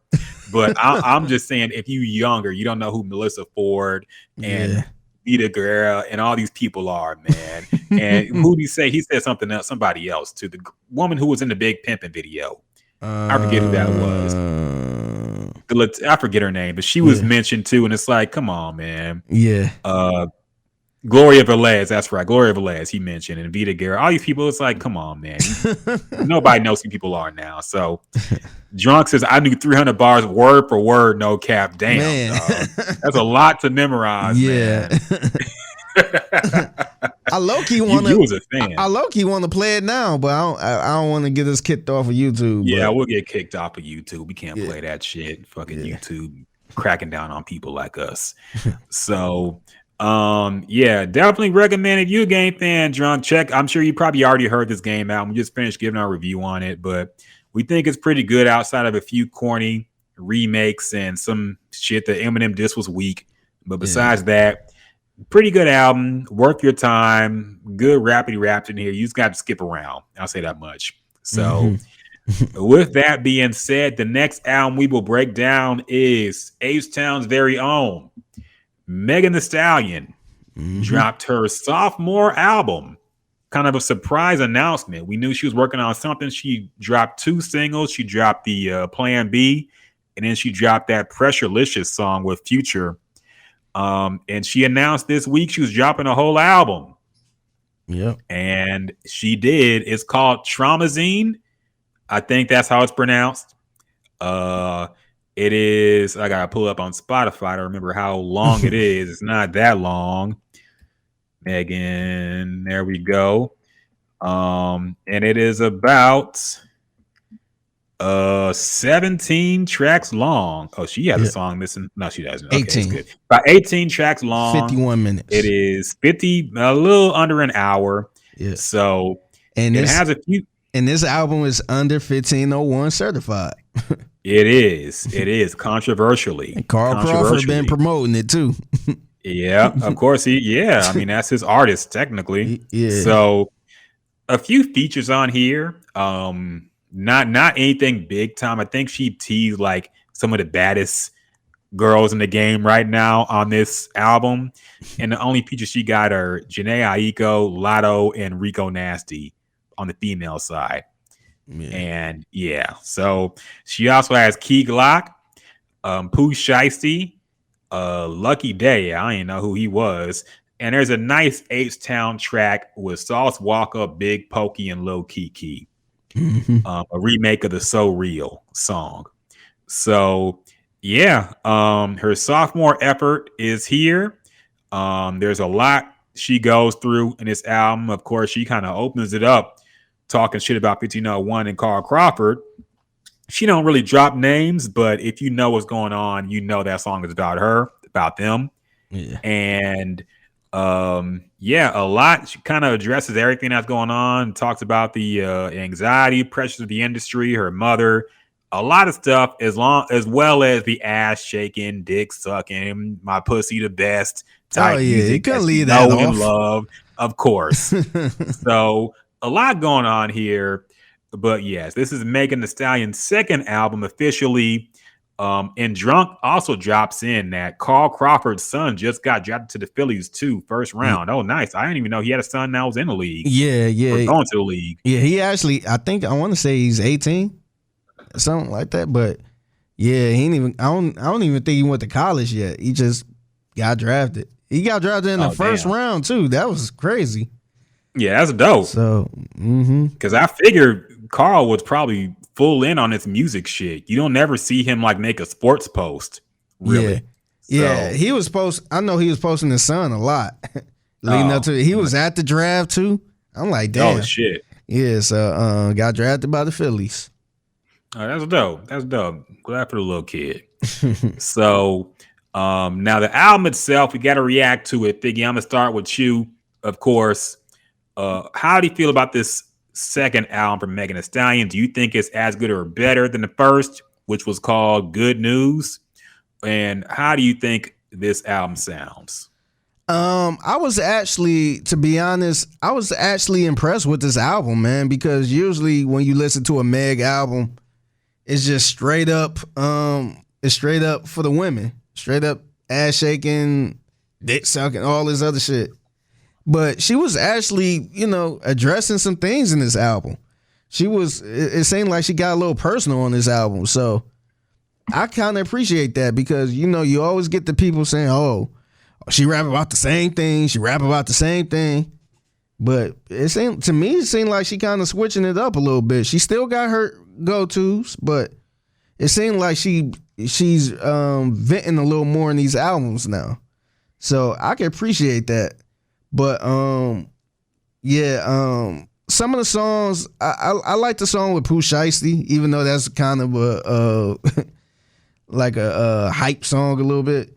But yeah, I was really impressed for her to, you know, especially where she's at in her career, to, you know, drop some of these songs like this. And I love the Southside Royalty freestyle. I like that one. I'm glad to see Lil Keke, Pokey, and Sauce Walker on there. I thought that was dope, man, because it seemed like, you know, I'm not trying to call her take her H-Town card or nothing like that, but it seemed like she kind of been distanced from Houston, and Houston kind of been distanced from her. So it's good to see, you know, the people H-Town love the most. You know, Pokey, Keke, Sauce Walker, straight H-Town people on this album. And I think she should probably do that a little more. But I thought the album was okay. To be honest, I probably wouldn't go back to it.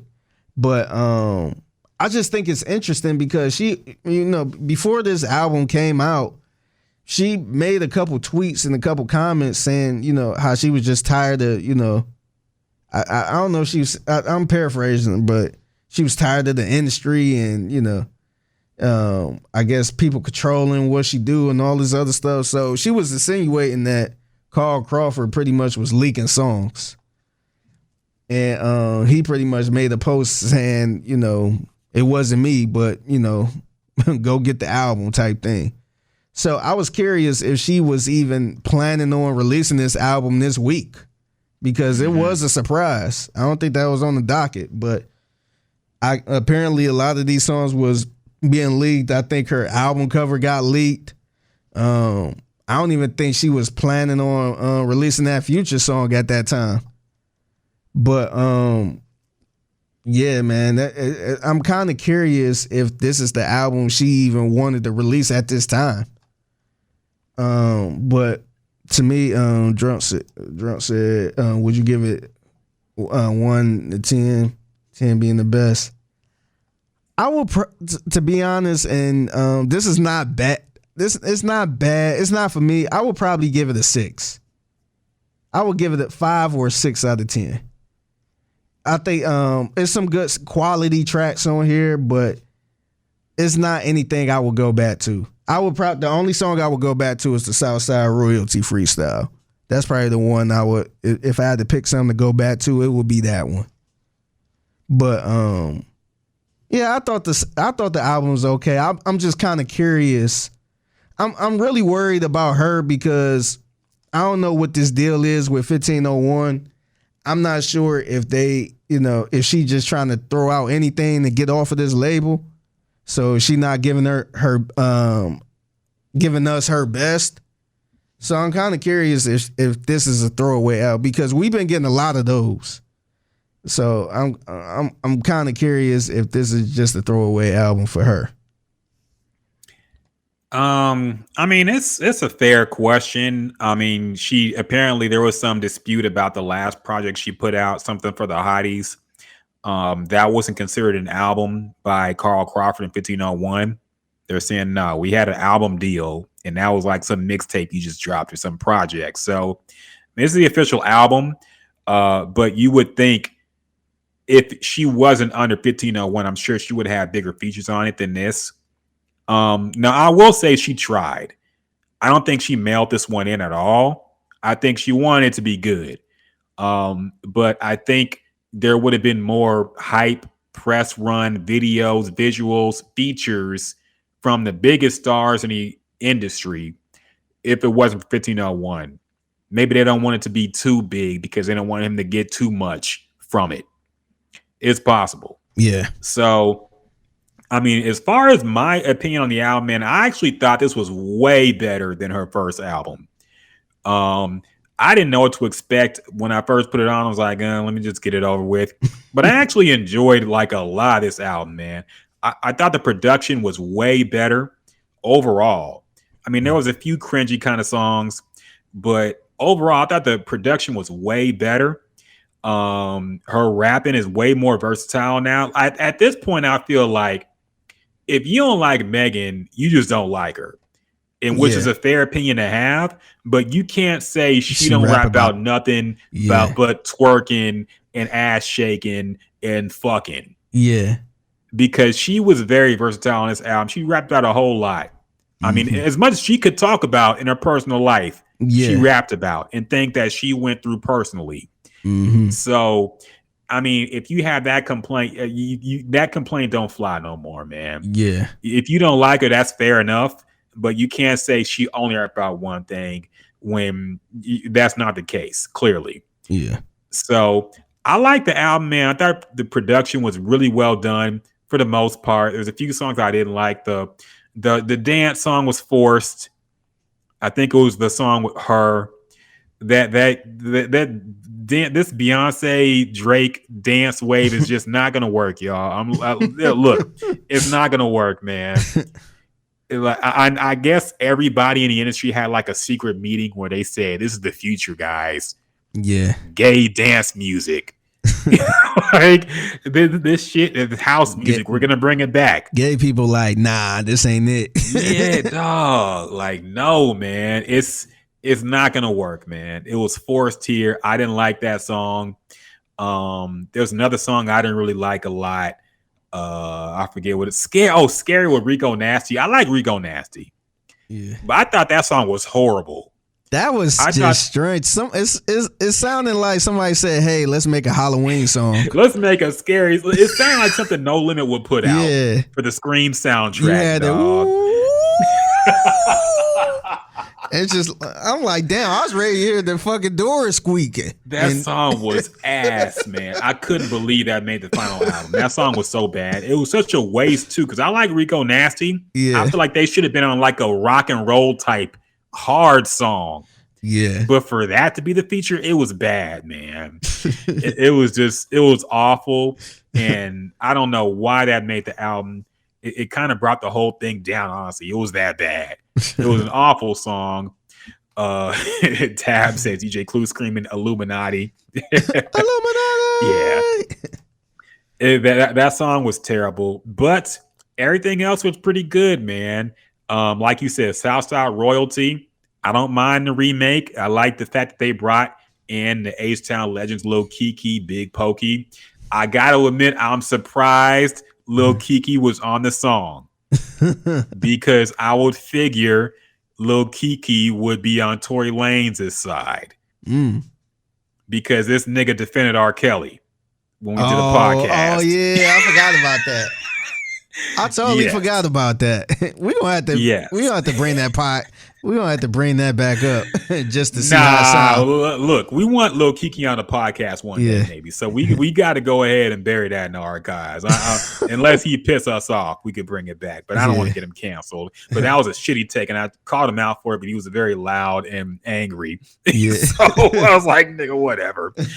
But and don't mention that. Don't mention to the nigga about cooking bacon in the oven either. You gonna go off? Yeah, he goes off on a lot of things. But I definitely drunk. Yeah, you should listen to the Rico Nasty song just to laugh at how bad it is. Yeah, that was our podcast with ESG. We had Lil Keke on, and the I think that was in the midst of the R. Kelly documentary coming out. Yeah, and we were talking about it, and basically Lil Keke was saying them girls was asking for it. Now, which was worse, him or Killer Calion? Oh wait, am I getting them confused? Maybe I'm fucking up. Oh, you know what? I might be getting them confused. Maybe that was Killer Calion. That's what it was. And not Lil Keke. That's what it was. Yeah, okay, my bad. I take it back. I got confused. Yeah. It wasn't Lil Keke. It was Killer Calion who was talking about R. Kelly. So my fault. I'm sorry for throwing. I remember that because he was talking about how girls be liking to get picked up from school by older men. He was going in. Well, I was just like, oh shit. Yeah, my fault. I take it back. I'm sorry, Lil Keke. I didn't mean to put that on you. That was Killer Calion going crazy on the R. Kelly really topic. Ain't about to get them on the pod now. I know, right? We live stream this shit too. Fuck it. Look, I apologize. It wasn't Lil Keke. It was Killer Calion doing that shit. So fair enough. But yeah, it would have been nice to have Bun B on a song too. It would have been nice. ESG, I guess, is kind of weird because he was cool with Carl Crawford. We had Carl Crawford on our podcast with ESG, so it would have made that was holding that up. It would have made sense for Bun to hop on because he was the only he one defended. Early on. Yeah, he said fuck Tory Lanez. So, yeah. It would have been nice to have Bun B, Paul Wall. Maybe they wanted to keep it exclusive to Screwed Up Click members, but then they had Sauce Walker on it. Yeah. But Sauce Walker killed it, man. And he was funny talking about all the shit that people jacked from Houston. Yeah.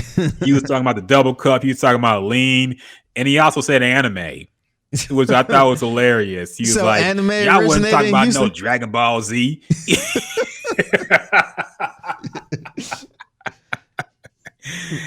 Look, I'll claim that. I don't know if it's right, but I'll claim it. Yeah, we made anime cool in Houston before y'all wasn't on anime before Megan Thee Stallion and Sauce Walker and everybody else came on talking about Dragon Ball Z. Okay, so we put anime on too in a rap. I might have to start watching anime, man. I never really watched it. Yeah, man, just watch some Dragon Ball or My Hero Academia, man, some shit like that. But yeah, it was a funny song. It was a dope song. Sauce Walker Tab says Sauce Walker's a phenomenal rapper. He's really good, man. He is. He's hilarious too. Like he needs his own damn podcast. Honestly, man, we need him on the podcast. We've been trying for years. Yeah, I'm gonna try to work and get him on, man. It's funny because every time I tweet him or something like that, he always like it or retweet it. Yeah. So I'm like, damn, he be on here. I just got to catch up with him. Yeah. Yeah, we got to reach out for sure. That'll be a legendary interview. Always been a fan of Sauce Walker. And yes, Drunk, he did say that anime got hot from Houston. He said we put anime on. And nobody was talking about Dragon Ball Z. And he said My Hero he said like he pronounced it weird. It's My Hero Academia. It's Academia. But he said it might be My Hero Academia. It might be the accent. That shit was hilarious. It might be. But that shit was hilarious, man. So yeah, Tab, reach out, man. Reach out. Do some PR for us, please. We're trying to get Sauce Walker on the podcast. Yeah. But back to the album, man. The album was pretty good.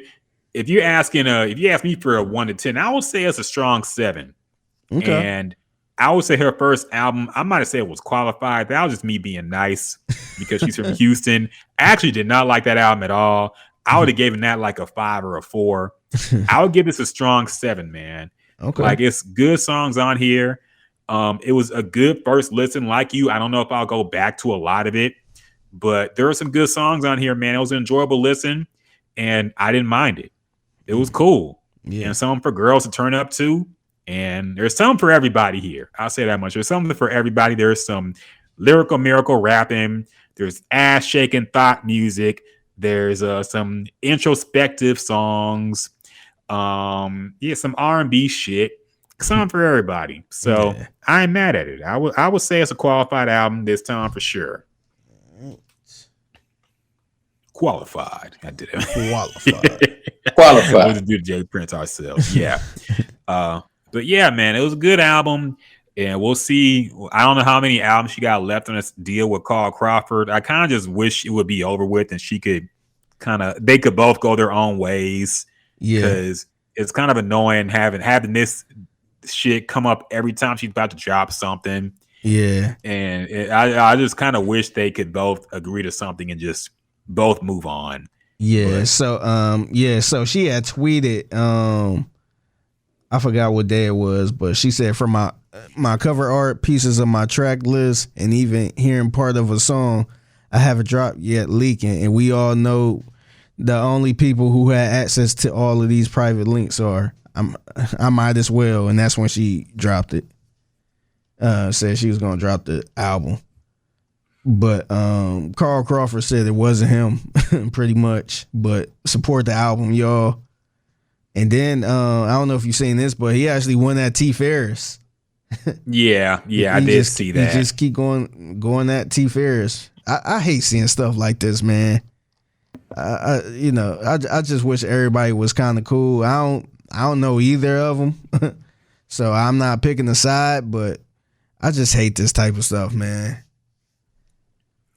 Yeah, me too. Me too. I think we've had enough beef over the years in H Town. We can. It's time to move past this type of shit, man. So yeah, I mean, we'll see what happens going forward. I don't know if those leaks warranted her just dropping it just because. I mean, I don't know, whatever. I don't know what's behind it, Yeah. but and I'll just end it by saying it's a pretty solid album, and we'll see what else she got in store in the future.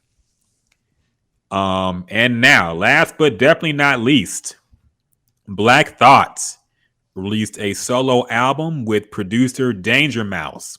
Now, if you don't know, Danger Mouse is a producer who got famous by making a remix of the Jay-Z Black album.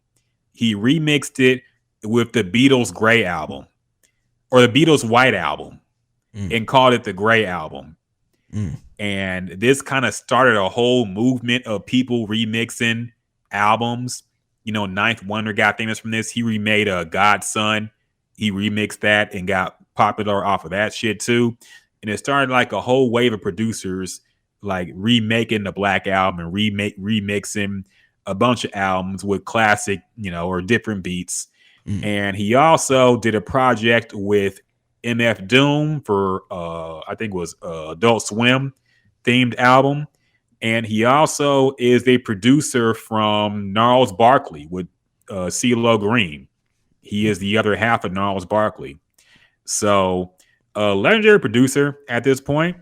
And of course, Black Thought is a legendary rapper from the roots. One of the best to ever do it, if we being real, bar for bar. So it's kind of a dream matchup here, man. Danger Mouse and Black Thought collabing for an album. There are some features here as well. Of course, you got NF Doom on it with a great song. You also have I gotta pull up the track list real quick. You got Joey Badass, Russ, Raekwon. You got ASAP Rocky and Run the Jewels. You got some Griselda representation with Conway. And yeah, it is a surprise. I didn't know this was dropping. I've heard some things about it existing, but I didn't know it was going to drop this weekend. I'll say that much. But I'll kind of go first on this album, man. I like this album a lot. I thought it was really good. In fact, I think it's going to be probably top 3 minimum of my album of the year. Right now, it might be sitting at number 1, man. I think it's really good. I think Black Thought, of course, is just ridiculous, bar for bar. Maybe the best to ever do it, honestly. And the beats on here are really good, really well done. ASAP Rocky, he made ASAP Rocky listenable, man. Come on. Okay.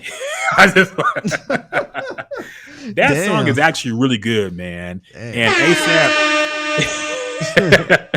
I got to give it up to ASAP, dog. I thought his last album, Testing, was terrible. But lately, ASAP been coming with some fire, man. He did a song with ASAP Ant recently I've been bumping still. He did that song for Nego that I liked. And he came with it on here, man. He's growing, dog. I got to admit. Money, it ain't no tipping clothes. Down and money, cash, clothes. Money, cash, clothes. Yeah. It ain't that. It ain't no tipping down. He ain't talking about sipping syrup or all that shit. Houston shit no more. So he actually came with it on the verse with Run the Jewels, man. He held his own, dog. I gotta say, he definitely didn't out rap Black Thought. Of course not. He did his damn thing, man. But yeah, man, if you went to like Aquamarine was a really good song as well. I like the song with Conway. Like the whole album is really good, man. It's if you like this kind of hip hop, if you like real lyrical with some dope production behind it, highly recommended, man. Like it's such a good album. I'm gonna have to check this out. out. I'm so glad it came out. I'm so glad we got this and the Black Star 2 album in the same year. It's like dreams are coming true, man. Hip hop ain't never gonna die, dog. Yeah. As long as the real niggas are still making rap, hip hop will never die. It's more proof that like no matter what you think about the mainstream, there's still great rap being made every year. You just gotta look for it a little bit, but it's there, man. And I thought this album was amazing. I'm gonna keep bumping it throughout the rest of the year, and probably more and more, and going forward. Highly recommend it, man. I give it a 10 out of 10 at this point. I would say it's definitely qualified. And yeah, man. Qualified. Yeah, Jay Prince put the stamp on it. Yeah, I'm really into this album right now, man. Just okay. Black Thought is just ridiculous. Like, if you listen to his lyrics, like, he raps so fast that some of the shit goes over your head, but you replay the shit and it's like, how'd he even think of rhyming this shit together, man? It's ridiculous, dog. Yeah. He's like an alien, man. He's one of them. Him and Lupe and some of these people, the way they rap is just out of this world, dog. He's ridiculous. Damn. So I'm gonna have to check this out. Nah, I think you'll like it, man. It's a great album. It's a great album. Now that does it for new releases this week. We got a lot of topics to break down as well, man. A lot of stuff happened this week. Let's start out with the shocking breakup of the Breakfast Club. So Angela Yee at some point tweeted, "The Breakfast Club as you know it is officially over," or something like that, to that effect. Yeah. And nobody knew what that meant. We all assumed the show was ending. Yeah. Because the way you word it like that, it sounds like everybody's going their separate ways. Maybe it's going to change formats, but everybody made their goodbye Breakfast Club posts. Yeah. They put together their favorite moments of the show history. I was enjoying that interview. I ain't gonna lie, I was enjoying all of those funny moments. Yeah, it was fun. The Soulja Boy interview, the Birdman interview, all the crazy moments, the Kodak Black interview where he got the ski mask on, all that stuff. Yeah, it was good seeing the clips going around drunk. It was a fun reliving all those moments. But of course, that's not really what happened. Yeah. The show is not over. Angela Yee is just leaving. Yeah, I kind of got fooled because I seen the tweet too. I'm like, what? So I thought it was like totally done. And so I ain't listened to the Breakfast Club in like 6 years, man. Yeah, it's been a minute. Here. And so I'm like, you know what? I'm gonna listen. I dust off the iHeart app. So I was listening to it as I got on. And I should have knew, man, because they were sitting here bringing up the tweet. They're like, you gonna talk about the tweet? What's up? And then like, why she not talking about the tweet? And you know, it seemed like they was kind of going at it, but you could tell they kind of set this up. And then once she announced that she was leaving and you know her new opportunities, then I'm like, they set this all the way up. She probably is like, I'm gonna tweet this out, get people going, and let's play around with it. Let's go along with it type thing. And they knew because so she announced that she's leaving the Breakfast Club and she getting her own syndicated show. And she said that this has been in the works, I think before the pandemic or right during the pandemic, somewhere around there. So it been kind of in the works. And, you know, stuff like that. We work in radio. Like, I guarantee you Charlamagne and DJ Envy didn't find out right there for the first time. Yeah. Like they probably had a conversation. She let them know probably before, and now is official. And you know, they didn't just find out right there and there. So they fooled me. I ain't gonna say they, but she fooled me with that. So that it worked. They probably got a bunch of people listening. Yeah, it was definitely a radio stunt. Yeah. And that's why I didn't react, just because the way she worded it, I'm like, come on, man. Because it didn't say, it said as we know it. So as when you say that, I'm like, okay, that could be anything. That seems, it doesn't indicate the show is over. Yeah. So I was like, okay. Drunk says last time I listened to Breakfast was Tekashi interview right before he snitched. That was a good interview. Tekashi, I hate the fact that he just a super cornball that we can't even fuck around with no more, because he was entertaining as hell, dog. Yeah. He was hilarious. Tab says she announced it in the second to last segment. They were using it as promo. Yeah, definitely. It was a radio stunt. Yeah. Drunk says, I honestly think this is going to kill off some of the vibe of the show. People want Remy Ma to take her spot. Look, I'll say this much. Angela Yee tweeting that the Breakfast Club we know is over because she's leaving is like Otis saying the Temptations are over because he's leaving. Ain't nobody came to see Otis, and ain't nobody came to see Angela Yee. Ain't nobody come to on the see Breakfast you, Club. Otis. Dog. I can't think of one memorable moment that Angela Yee contributed to in the show. Like, she was completely useless, man. Let's be real. I respect her for all the work she put in radio. She got her own successful podcast, the Lipstick Service or whatever it's called. Lip Service. Yeah. Like lipstick. she got her own spin-off shit that's successful, and all props for that. But dog, she did not know what the fuck she was talking about in an interview. She would come with like no research. She would be like the research person.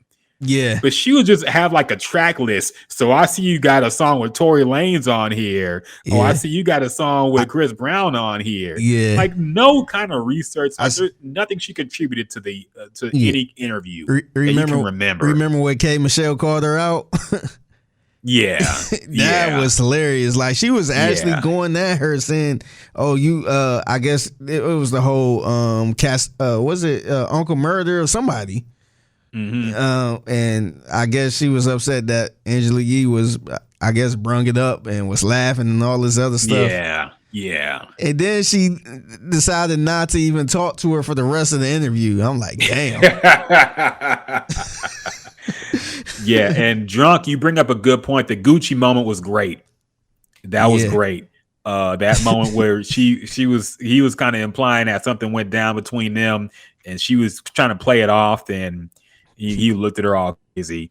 So yeah, that was hilarious as well. I wonder how true that was, man. I wonder who was lying in that moment, because we all thought Gucci was probably bullshitting around the first time, but he doubled down again, man.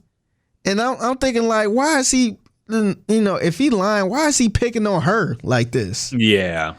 Like, so, I wonder if it's some type of truth to this. I mean, I'll say this much. I feel like it's a bad look for somebody in the industry to be known fucking around with artists. Yeah. So even if it's true, like, Angela Yee definitely shouldn't own up to that on air. Mm-hmm. But the fact that she was acting funny style about it to begin with, I forget how it even came up. But it was a bad look all around, man. But I ain't mad at Gucci because he's like, why are you lying about this? But I understand, even if it's true, why she would not want to talk about that kind of shit on air. That shit was so funny. He was like, you asked what hotel we was coming at. Yeah. Charlamagne and them was making it worse. They're like, oh. You lying. You wasn't on my dick. He said something. Yeah, Drunk, I agree with you, man. I don't think Gucci is the type to lie on his dick or lie about some shit like that. But like I said, like, when you know in the industry, you don't want to be known as the industry hoe. So I understand why she might have lied about it or not told the whole story on air, because that is kind of embarrassing, to be fair. Yeah. So I get it, but it was still funny that it happened. So, and I remember I think Nicki did get upset about Angela Yee not listening to the album. Yeah. When it was out. Like, nobody listened to the album on the whole panel, I don't think. Yeah. And she was like, hey, how y'all gonna interview me? Y'all ain't heard the album. Yeah. So that was pretty funny. Yeah. But so Angela Yee is not a crucial part of the Breakfast Club. I think she could be easily replaced by somebody more entertaining. We'll see who they pick. Apparently they're actually looking for somebody, so we'll see. But yeah, the Breakfast Club not being the same because she's left, it'll be better probably. So I will say though, it was a good run. They had a real good run for that type of morning show that was going on. This wasn't like a cookie cutter morning show. And for them to last 12 years like this was kind of shocking, man. So I appreciate them. That was probably like one of the first morning shows I was listening to, and this was back probably 2009, 2010, somewhere around there. So for the simple fact they weren't syndicated, because I was listening to them when they was only in New York, and I feel like they kind of changed the game with how they was doing the interviews too, because it wasn't like a regular radio interview. They would do like a real long ass interview and then cut a little bit up and play it on the radio. But people used to go straight to the YouTube just to, hear the long interviews, the DMX interview, the classic DMX interview when you shitting on Drake. Yeah. And shitting on Ross, pretty much saying Ross ain't all that of a rapper. So I feel like they kind of opened us up as far as like the I guess the digital world of radio, where the interviews they was doing.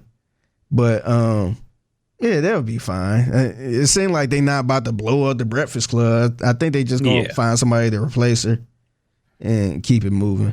I kind of seen that going, because it seemed like the chemistry wasn't the same since the whole Gucci Man thing. So I think it was well needed.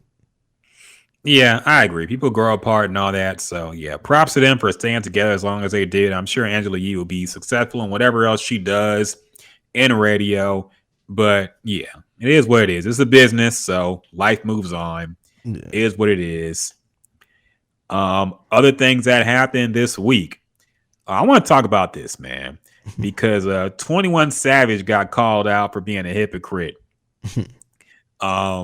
Now, if you didn't see this, 21 Savage tweeted earlier this week, Atlanta, we have to do better. Put the effing guns down. He bleeped out the F word, which is funny, number one. Like, he is one of the most hardcore rappers out right now, but he bleeped out the F word in this tweet, almost like he wants it to be used as evidence just in case there's a RICO case. He got to prove that he's actually trying to stop the violence.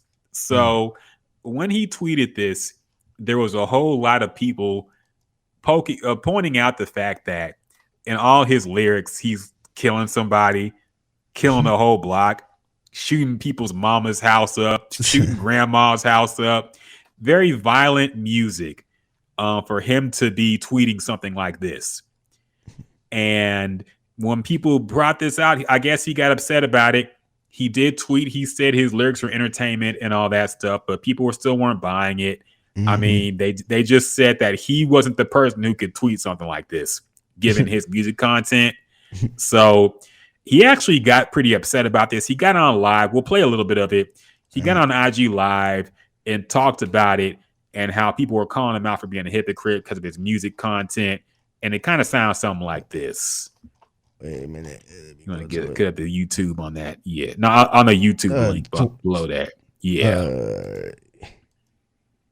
Come on. He hopped on live. Me growing up and listening to music, I always thought music was a reflection of what was going on in the world. Like, I thought artists went through whatever they went through, grew up around whatever they grew up around, saw whatever they saw, heard whatever they heard, and went and made music based off of that. But when I say something about how I really feel about Atlanta, like where I'm from, it's like a lot of gun violence, a lot of killings and shootings going on. And I ain't never seen nothing like this. Like, my whole life being in Atlanta, I ain't never seen it at this point that it's at right now. Like, babies getting killed, and it's just, that shit just sad. That shit make me depressed. But when I speak up on that, they say, oh, you a hypocrite, you this, you that, you. A lot of y'all just be getting on here just writing comments just to, like, try and get likes and shit and be cool and shit. That shit be lame. Like, it's a lot of young people who come from these environments we come from that found a way to feed their family and feed a lot of people in their communities and neighborhoods by making this type of music.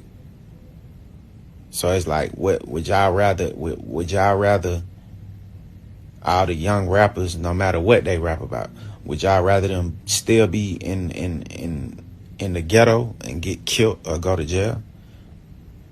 Cause y'all be saying like, oh, don't rap. You rap about this. Don't a couple back to school drives. Don't change, like that's cap. I've been doing back to school drives. This was my 7th year doing it. Since the first year, all my good deeds that I do, I don't send them to the blogs to try and get like liked cause of it, or try and get like attention. Like, oh, you really look what upset I'm doing. about this. I do a lot of shit Yeah, that he was y'all about to don't know cry about on live, man. because that ain't what I do it for. I don't emotional. do it for recognition. I do it because I want to. At the end of the day, y'all be saying all this violence. Woo, I'm gonna rap about whatever I want to rap about. At the end of the day, that's just what it is. No, it's everybody in the world ain't killing each other. It's a lot of killing going on, but it's not the whole world. And a lot of people listen to my music. So the small percentage of people that's killing and all this shit that y'all saying, why ain't the other 98% of the people that listen to my music killing each other if it's my music? That's all I want to know. If it's the what I'm rapping about or what all these rappers is rapping about is the reason why people are dying and Okay. Did it cut off there? I think that's enough. Yeah. We get the gist of what he's saying, which is basically, you know, he's gonna rap out what he raps about, but he does help out in the community and he's trying to speak up on it. Drunk says he been listening to 21 since he dropped. If he says it's getting violent, it's really a problem in ATL, and he's really coming from the heart. Yeah, I've heard Atlanta is crazy. Yeah. Right now, like it's worse than it's been in a long time. Apparently, people getting carjacked in broad daylight. People getting robbed in broad daylight. Some neighborhoods you just can't go to. Period. Yeah, and we ain't even bring this up, but you know, we was talking about the whole Young Thug Rico deal, and their mayor or whoever it was came out and said they're looking at other rappers too. They looking at other people, so apparently it's something going on where they trying to put a stop to it. It done got that bad where they trying to catch everybody. Yeah, and I saw Lil Baby had a event as well, some kind of charity that went on just recently. And look, I don't want to say that's because of it. You know, he might have been doing some shit for a long time, like 21 has been. But I also know like this 4PF shit is like real shit. It's not just some rap shit. So I think in Atlanta, you know, it's kind of small too. So everybody know each other. Everybody affiliated with you know, some of the same people type thing. So, you know, it could easily be anybody.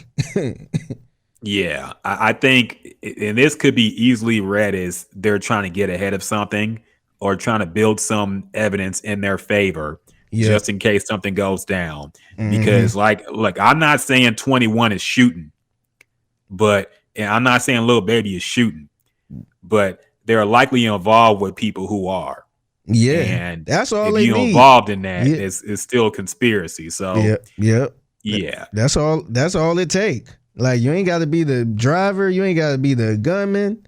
All you got to do is be affiliated, and they looking through all of these videos and listening to all these lyrics to see if you are. Yep. So yeah, could be definitely them getting in front of it. But Figgy, I still want to know your opinion, man. What do you think? Assuming this is coming from his heart and it's just something he wanted to get out. What do you think about his message? And what do you think about his response to people calling him hypocrite for the stuff he raps about versus what he's saying right now in terms of stopping the violence? I can see why people. I can see, because it do sound kind of crazy. 21 Savage out of all people is saying put the guns down. To me, this is like Snoop Dogg saying, "Hey guys, put the weed down." Y'all got to stop fucking bitches, okay? Practice safe sex. Yeah, don't disrespect the woman. That's like Ice-T said. Don't. Like, you know, it's getting bad if that happened. Yeah. So, you know, I can see it kind of looks and kind of sounds strange, but man, let's look at the career of 21 Savage, man. This dude started off as a rapper. I ain't like him from the beginning. At the beginning, I thought he was awful, and I'm like, what the fuck is this? Like I seen his cipher freestyle, that was awful, and it seemed like he grew as a man. It seemed like he got like way more wise. He talking to Jay-Z. He, it seemed like he seemed like he's separating himself from that mumble rap that we used to put him in, and he's kind of doing more positive things, man. I can't be mad at somebody doing positive things. Now his lyrics ain't really that positive. He still talk about killing niggas and shit like that, but if you look at him outside of music, it ain't like he trying to make a difference. So, I mean, if this coming from the heart, I can't be mad at it. I mean, I just can't be mad at that. Now, to your point earlier, is he trying to get ahead of it where he trying to possibly stay out of it, trying to distance himself from it because maybe something big coming soon? So he's saying, hey, y'all, let's stop the shooting, Atlanta type thing. Maybe he trying to do that, but I can't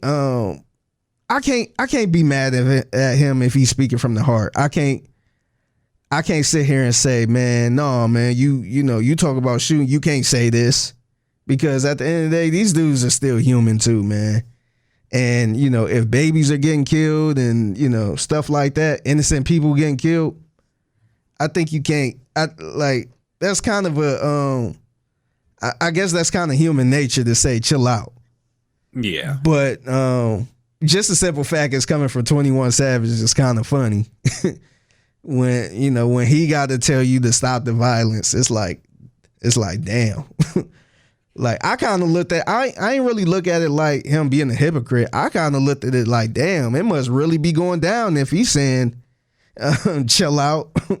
That's like, imagine if Chief Keef came out and said Chicago a little too crazy now, man. Yeah. I can chill. Yeah, or imagine if El Chapo said, man, the drugs is getting out of control. Like y'all need to chill out when selling the drugs and all that stuff. Just like that's how I kind of looked at it. But maybe Atlanta is really getting that bad where, maybe he genuinely have a heart because he been doing a lot for the community. So, yeah, man, I'm not mad at it, but I can see how people are kind of judging him a little bit. Yeah. And Drunk says he thinks he's being genuine, though, because these rappers in Atlanta ain't safe either. They doing home invasions, even in the rich part. Yeah, man.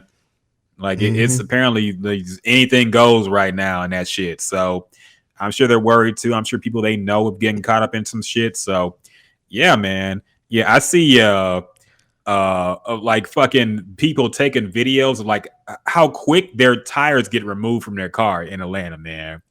Like you go to the store, grab something from a corner store, come back, your shit's on bricks. Man. I'm like, damn, man, it's crazy out there, it seems, dog. So look, I'll say this, man. I recognize that 21 is one of those rappers who does try to help the community and does try, like I've heard stuff about him, like trying to put kids into tech and like doing good things for the community. But I think he's smart enough to know he's a fucking hypocrite, man. And I feel like he's making excuses because he wants to continue profiting off of the music he makes. But he's smart enough to know that is bullshit, that he's gonna fucking keep rapping about what he does and then say stop the violence in real life. Like he knows this, man. I think he's a smart guy. Like I understand you gotta make a living, and right now, like he can't be the one to change it. He probably doesn't want to be the one to change it right now. Yeah, but somebody has to, man. Like at some point, like we gotta move. Like we gotta get out this drill music era of just niggas making fucking anthems about murder, dog. Yeah. That's like, I'm not saying, and that's the point he brings up is so stupid to me. How he says everybody listens to my music, but they don't all kill somebody. like that don't mean it's not part of the problem, man. Nobody's saying music is the reason people kill people, but you can't deny the music ain't fucking inspiring some of this shit, man. Even if you want to be a rapper today, you feel like you got to be a street nigga to get on. Yeah. Okay, you feel like you got to do dirt to even get noticed in the game right now. You know, Yeah. so what else you gonna do, man? You could be from a good home. You could be, the parents could be doing everything, but this is what niggas think is cool now, dog. Yeah. I think he, like, you can't have it both ways. Yeah. Like, and look, I'm not mad at people calling him a hypocrite at all, but you can't have it both ways. You can't be a street nigga, a street rapper, rapping about street shit, but saying, you know, stop the madness, and then trying to defend why you rap about the stuff you rap about. Yeah. Like to me, he better off either coming out with this statement and probably saying, hey, I'm gonna stop rapping about killing people, or either B, he just don't say anything about it and just keep rapping about it, and just, you know, maybe in private say, you know, dang, so, you know, people getting killed like that, be careful or something. But you can't have it both ways, man. I agree, and that's my whole thing with it, man. Like, be one way or the other. But, and like I said, I think he genuinely doesn't want like Atlanta to look like this right now. I don't think anybody do. I think that's kind of human nature. But But as a rapper, you know, that rap about that content is you know, just think about somebody that a woman that do porn, and then she, in the same breath, she's saying, "Hey kids, don't do porn," or "Hey, we need to stop exposing ourselves. We, you know, we're ladies. We can't let these men do this, but you're doing porn." Yeah. So how do that, you know, they don't really look right. Yes. So, you know, it will hold more weight if you stop doing porn and stop showing yourself, or either you just keep doing porn and just mind your business. Yeah. And 21 Savage has tried to play the card of, you know, look at me like Denzel Washington when I'm rapping. But, and we talked about this before, that shit just don't fly with me, man. Like, these rappers are acting, they are their persona, on track and off. It's not like fucking Keanu Reeves walks around like John Wick when the cameras turn off, man. So, like, that's my issue with it. You acting like you the realest rapper, and no one's gonna come out and say they rap is lies. Yeah. Any actor will say, yeah, that was just me acting. I'm not like this asshole in real life. No rapper gonna come out and say his raps are lies or not true, because that would be career suicide, man. So all these rappers gonna act like this shit's for real. So, like, I understand what he's getting at, and I commend him for doing what he does in the community, but he can't be the one leading this movement, dog. I'll say that much, man. He can't be the stop the violence rapper unless he changes the content of his rap at least somewhat.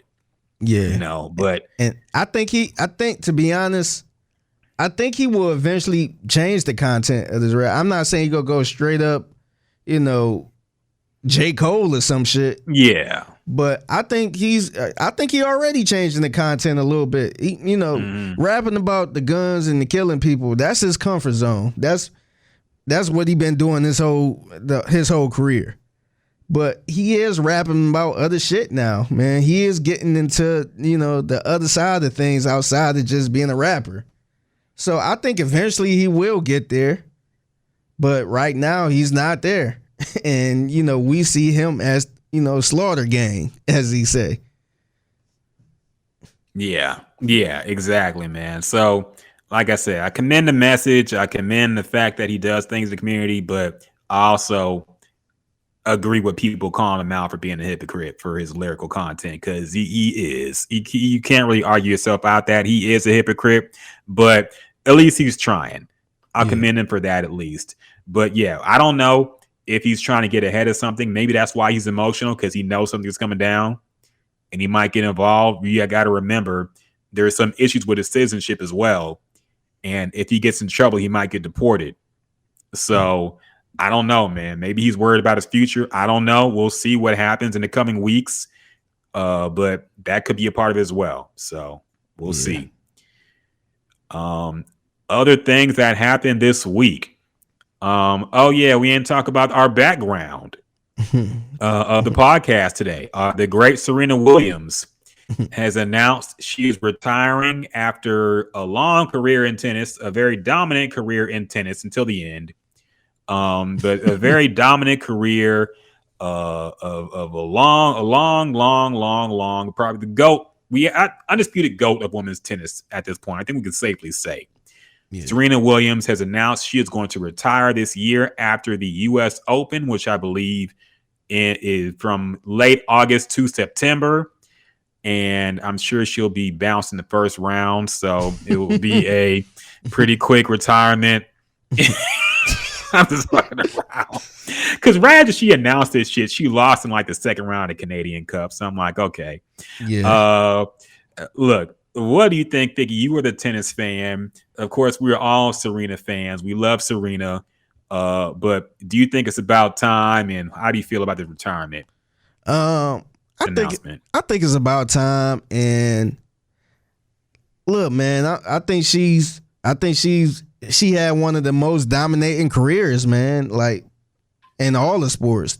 How dominant she was. And, she was number one for how many weeks? And, just that dominance, man. And in that sport, because we wasn't watching tennis. But once Venus and Serena came into play, we was watching tennis. And, that kind of got me into tennis. And a lot of people always think I'm just watching it because of Serena and all that. But I started watching because of them, but I'm going to keep watching after she's gone. I always told people that. Like, I'm going to watch it no matter what. But I think it was time to go. It seemed like she really wasn't into it, to be honest. She's not the type. I always look at her, you know how you look at somebody like, let's look in the NBA. You see somebody like Allen Iverson, who was just so dominant. He was so flashy. He was good. But when he was off, he was just straight off. Like, he couldn't just take a, 6-man role. He couldn't come off the bench and be productive. He wasn't, he wasn't like Vince Carter. He didn't have that mindset where he couldn't adjust like that. And I think that's how Serena Williams is. I think she can't, because Venus is still playing. Venus is the older sister, and she's still playing. Mm-hmm. She's not that good. But she's still, respectable. And I kind of look at her as like a Vince Carter, who's still, who's still okay. But she probably won't win another Grand Slam, but she's pull up an upset every now and again. Yeah, she'll stick around, but she's respectable. I just think Serena was so dominant and such a champion at this point. I think when her head is not in it, she's not in it. So I think this was the right time to hang it up. But amazing career, man. Like, I don't think we'll ever see another tennis player like her. No. Just the way she was built, just the dominance. Because if you look at tennis, these girls are slim, and I don't even think they lift weights. I think they just slim, fast, and tall. But like, it looked like she shouldn't even belong on. She looked like a creative player playing tennis. So I don't think we'll ever see somebody like that. And man, I enjoy watching her, man. I think she changed. I did too, man. And yeah, definitely a legendary career. I'm rooting for Coco. I know we won't have another Serena, but I'm rooting for Coco, dog. I know she's still in this Canadian Open tournament. She's playing a semifinal tomorrow. Yeah, I'm rooting for her, man. Like, we need somebody else. We need a strong Black American woman to be dominant in tennis again. Yeah. I don't think anybody's going to be as good as Long, because these girls are killers now, dog. Yeah.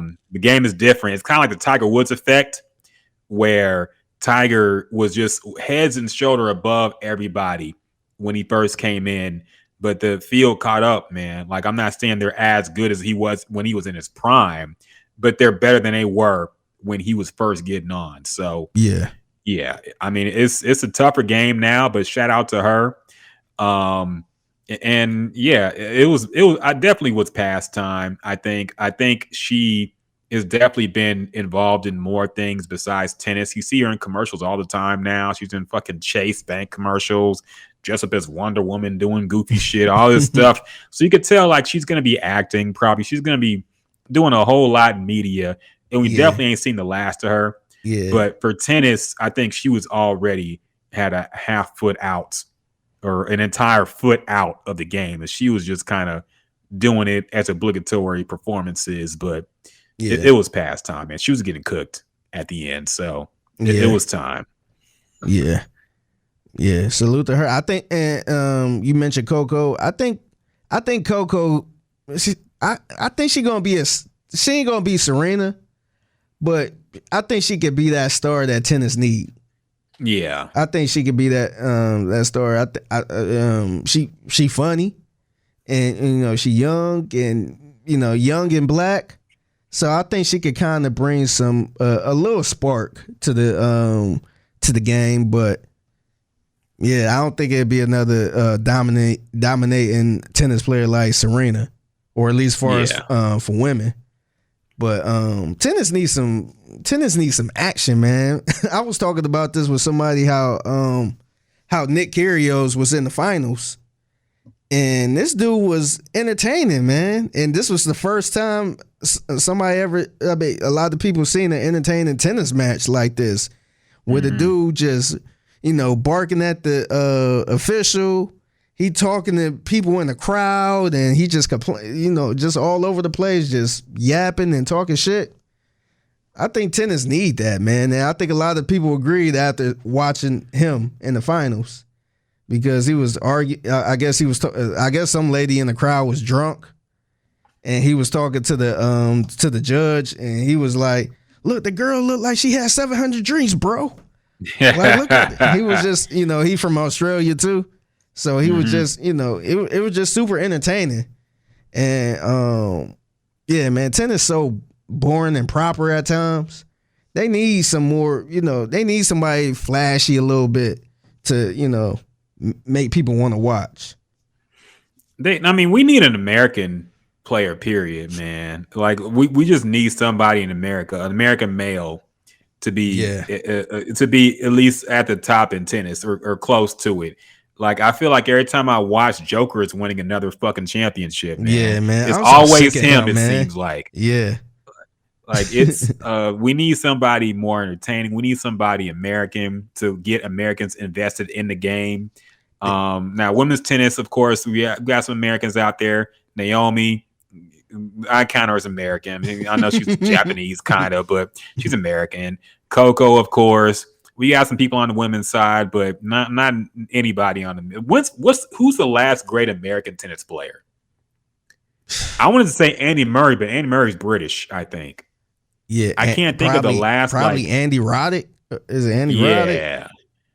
I can't think. It's been a while since we had like a really good American tennis player. So yeah, would help if they were black too. But I think if they had a black tennis player that was kind of flashy a little bit and hip, like somebody we can hang out with, I think we might have something, man. Yeah, I know Tiger Woods wasn't somebody we probably would hang out with, but he was so dominating. We was like, hey.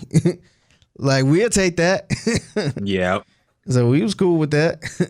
Yeah. Plus, he would pop off, man. The fucking Tiger uppercut was legendary, man. He used to fucking go crazy on the court. On the green, whatever you call it. Fucking. That motherfucker was cocky too, man. Yeah, he was. I didn't realize how, man. Like, and still to this day, he looked like that motherfucker be. Yeah. Lifting, works out a lot. He's ripped, man. Yeah. Yep. So. Tab says tennis is like white people food, bland. See, man, I don't really agree. I think tennis is kind of fun to watch, dog. Yeah. I'd rather watch tennis than hockey, definitely. And probably soccer. I've been trying to get into soccer. Soccer is too fucking boring most of the time, man. I can't get into I'd soccer, rather watch man. tennis than watch soccer, honestly. Me too. Soccer can be tough. Yeah. And see tennis, I guess when you watching the actual game, it can be entertaining, especially if it's a good game. Yeah. And competitive. But I think the bland, like, I kind of agree with Tad. I think the bland part is, there is no drama in it. Yeah. Like playoff games, you got drama, you got the, people talking shit in the press conference. You got Draymond Green talking shit. And you might have a little scuffle or something like that. It's a little drama going on. Some people might be a little too animated. You don't really have that in tennis like that. Yeah. Once in a while, you might have somebody being way too animated and, way too gritty. And then the fucking tennis people complain about that shit. Yeah. And it's like, what the fuck? Like they be embarrassed about that shit. Like, look, man. Yeah, it still has those old school ass rules where you can't pop off. The crowd got to fucking be quiet, which is still goofy to me. Like, you can't hit a ball if somebody's screaming. Yeah. What other sport plays by these kind of rules, man? So, Drunk says soccer is worse. Who game only 1 or 2 scores? Yeah, it's tough, man. Like, my friend is super into soccer. And he's been trying to get me into it. I've been watching a few games. And when the stakes are high, soccer is fun to watch. When it's like the World Cup elimination round, soccer is fun to watch, man. But regular matches, shit. When it goes to a penalty kickoff, that's fun.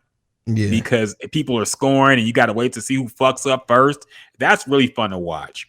But an entire 90 minutes of niggas just running around and not scoring can be tough. Yeah, they just be sitting, kicking the ball back and forth. Yeah. It's rough, man. Yeah, I tried to do soccer too. It's not for me, man. I could do I could do a probably a B-side tennis match all day long, man. I could just sit back and just watch. But I can't do soccer, man. Soccer's tough, man. You got to be super invested in the club, honestly. It's not something you could just kind of watch and not care about like football. You could just watch whoever's playing and still enjoy it. With soccer, you just got to super be invested into whatever your team you're rooting for. Yeah. So, it's rough. Other things that happened this week. Anything worth talking about? Was that it? Oh, you want to see a Raekwon and Quavo collab? What's this about, Figgy? Raekwon actually posted a picture on Instagram of him and Quavo. And it was like in a secret location. I guess they were smoking or something. So I thought about it. I'm like, damn, do we need to get a Quavo and Raekwon collab? Like, I never thought about that. I never thought about that collab before. It seems like that's totally opposite. If the Wu-Tang Clan can collab with Logic, I feel like they can collab with Quavo. Yeah, but see, I can see Wu-Tang collabing with Logic because Logic seemed like one of those dudes that's like a hip hop nerd, a backpacker type dude. So to me, that wasn't out the ordinary. I was a little pissed that he even got all the members on from Wu-Tang because it's like, damn, like Wu-Tang can't even get on one fucking album. But I was kind of salty about that. But I never thought about a Raekwon and Quavo song. I'm kind of interested to see what that would sound like. Yeah. I mean, I think Raekwon, I think they would do it justice, man. Like Quavo can rap when he wants to rap. He won't just be doing the fucking Migos flow with some bullshit. He can rap when he wants to rap. So I think I'm down for it. I think it would sound good. It's Mojo says Logic is fire. I just don't know if I go that far, man. I don't think he's bad. I think he can rap, but he just don't do it for me, man. I got to admit, something about him just irks me. Him being a light-skinned man, light-skinned black man. Look, I don't even know. It's just like, just there was a corny. I forget what I really hate. There was a really corny song he made. He has bars. Have you heard 44 bars and 44 more? Look, I admit he can rap. I'm not saying he can't rap, but just some of the subject matter, some of the talks about how he's biracial, and just some of the stuff he's said in the past and songs he's made, it's really corny to me, man. But I think he can rap. He's definitely a good rapper. It's just something about him just irks me. I'll admit it's something about him. Just I see a Logic song and I just don't want to play it. I can't explain it, but he does have some good production behind him, and he can rap. But just it's Logic, man. Yeah. Drunk says, y'all hear about Tiger turning down $800 million to join Live Golf? Yeah, we talked about that. Yeah, that's crazy. But I mean, it's Tiger, and he's made a lot. Yeah, so I he can turn that kind of money down. Yeah, I think he got a lot to lose. I don't think he wanted to turn that down, to be honest. I don't know if maybe Nike has some type of clause or something where he, it wouldn't be good for his brand to take that money. And, I think, man, look, man, I know Tiger is rich. I think he's a billionaire at this point, or made over $1 billion. But $800 million? Yeah. To me, that just screamed that this won't be good for my brand if I accept this money to play with them. Nike told him no, don't do it. Yeah, now it's not a good look for your brand, and you ain't gonna be on the Wheaties covers anymore and all this shit.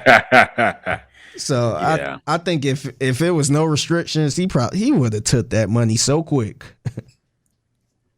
Oh yeah, definitely. But I mean, look, he's at the end of his career, and he's made more money than he knows what to do with at this point. So, I mean, at this point, I'm sure he could say I'm good. Maybe if he didn't have the accident, he would be more willing to do it. But now, I'm sure it's just too painful to even do a regular schedule now. So, yeah, he didn't want to tie himself down with that bullshit. Yeah. Tab says, I heard Logic on a Juicy J song and he blew me away. Pause. Yeah, I mean, like I said, he can rap. I've heard some features where I'm like, damn, who is this? Is this really Logic? Damn, he's rapping. But then I hear a song I don't like where he's talking about some corny bullshit, and it's like, but like he can rap. I'll say it. He can definitely rap. It's just something about him is just rubs me the wrong way. Yeah. What else happened this week? Anything else worth talking about? I think that might almost do it. I was gonna say something about it, just forgot it. Oh yeah, Deshaun Watson. We gotta talk about we gotta do the Deshaun Watson update. Yeah. Deshaun Watson, your quarterback, Figgy, the Cleveland Browns, apparently played a preseason game today. And I don't know. I'm hearing some mixed results. I'm hearing he kind of was ass out there, but to be fair, he ain't played in like 2 years. So 500 and something days. Yeah, it's been a long time since he last threw a football in a meaningful game or any kind of real game, to be fair. So yeah, apparently he didn't look too hot. He was he was 1 for 5 with 7 yards. Ooh, yeah, that's bad. That's bad.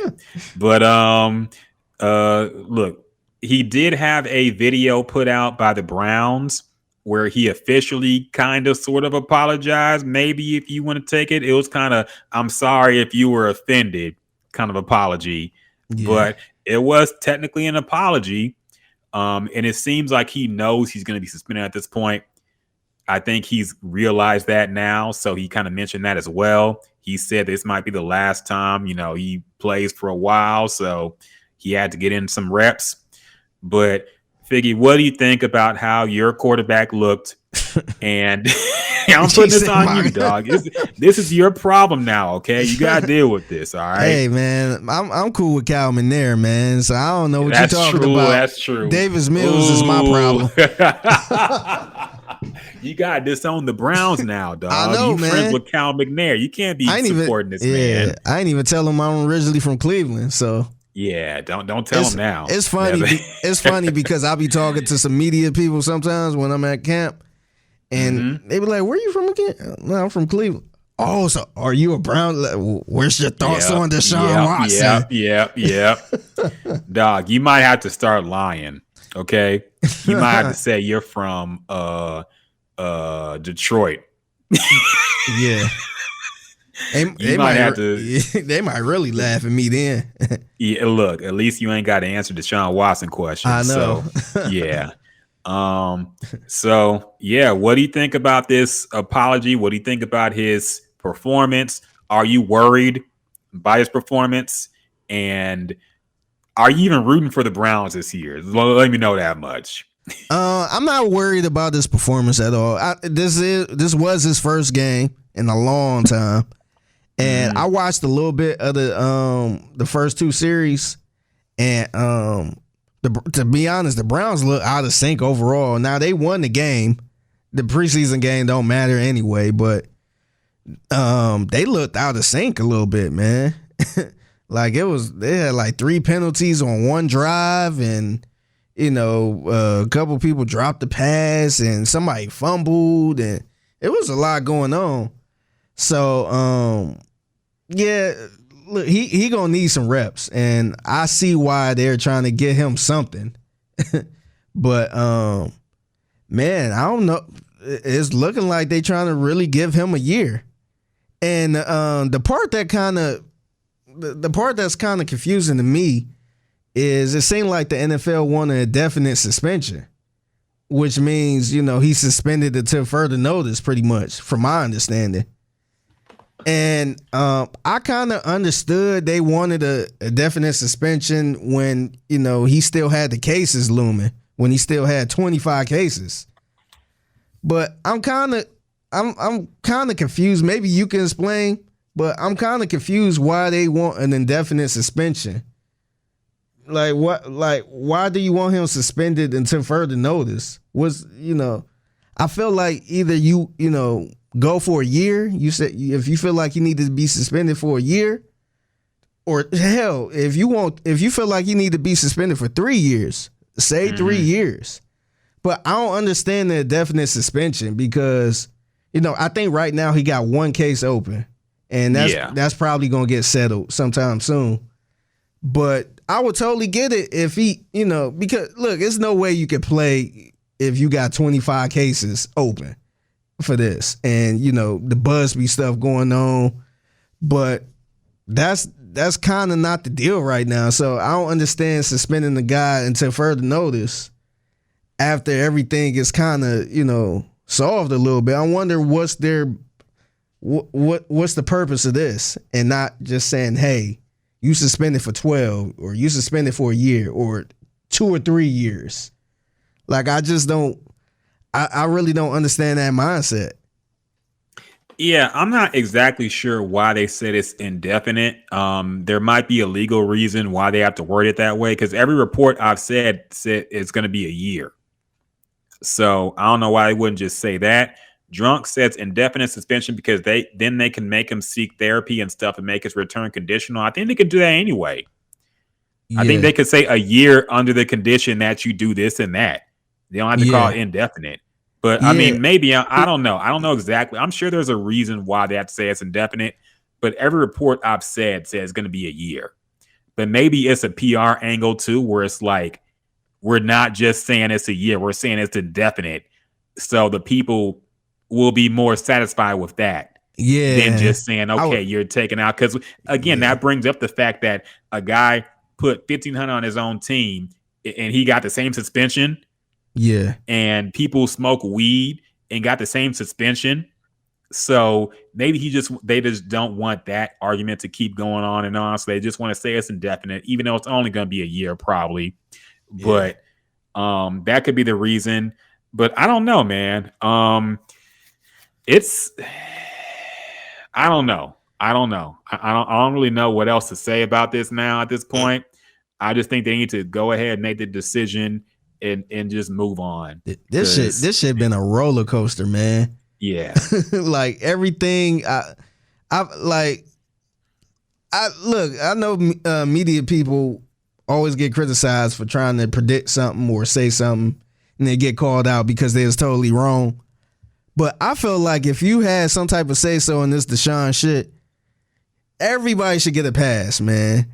Because this shit been all over the place, man. I still be getting people commenting on my tweet from when I posted the video Arian Foster.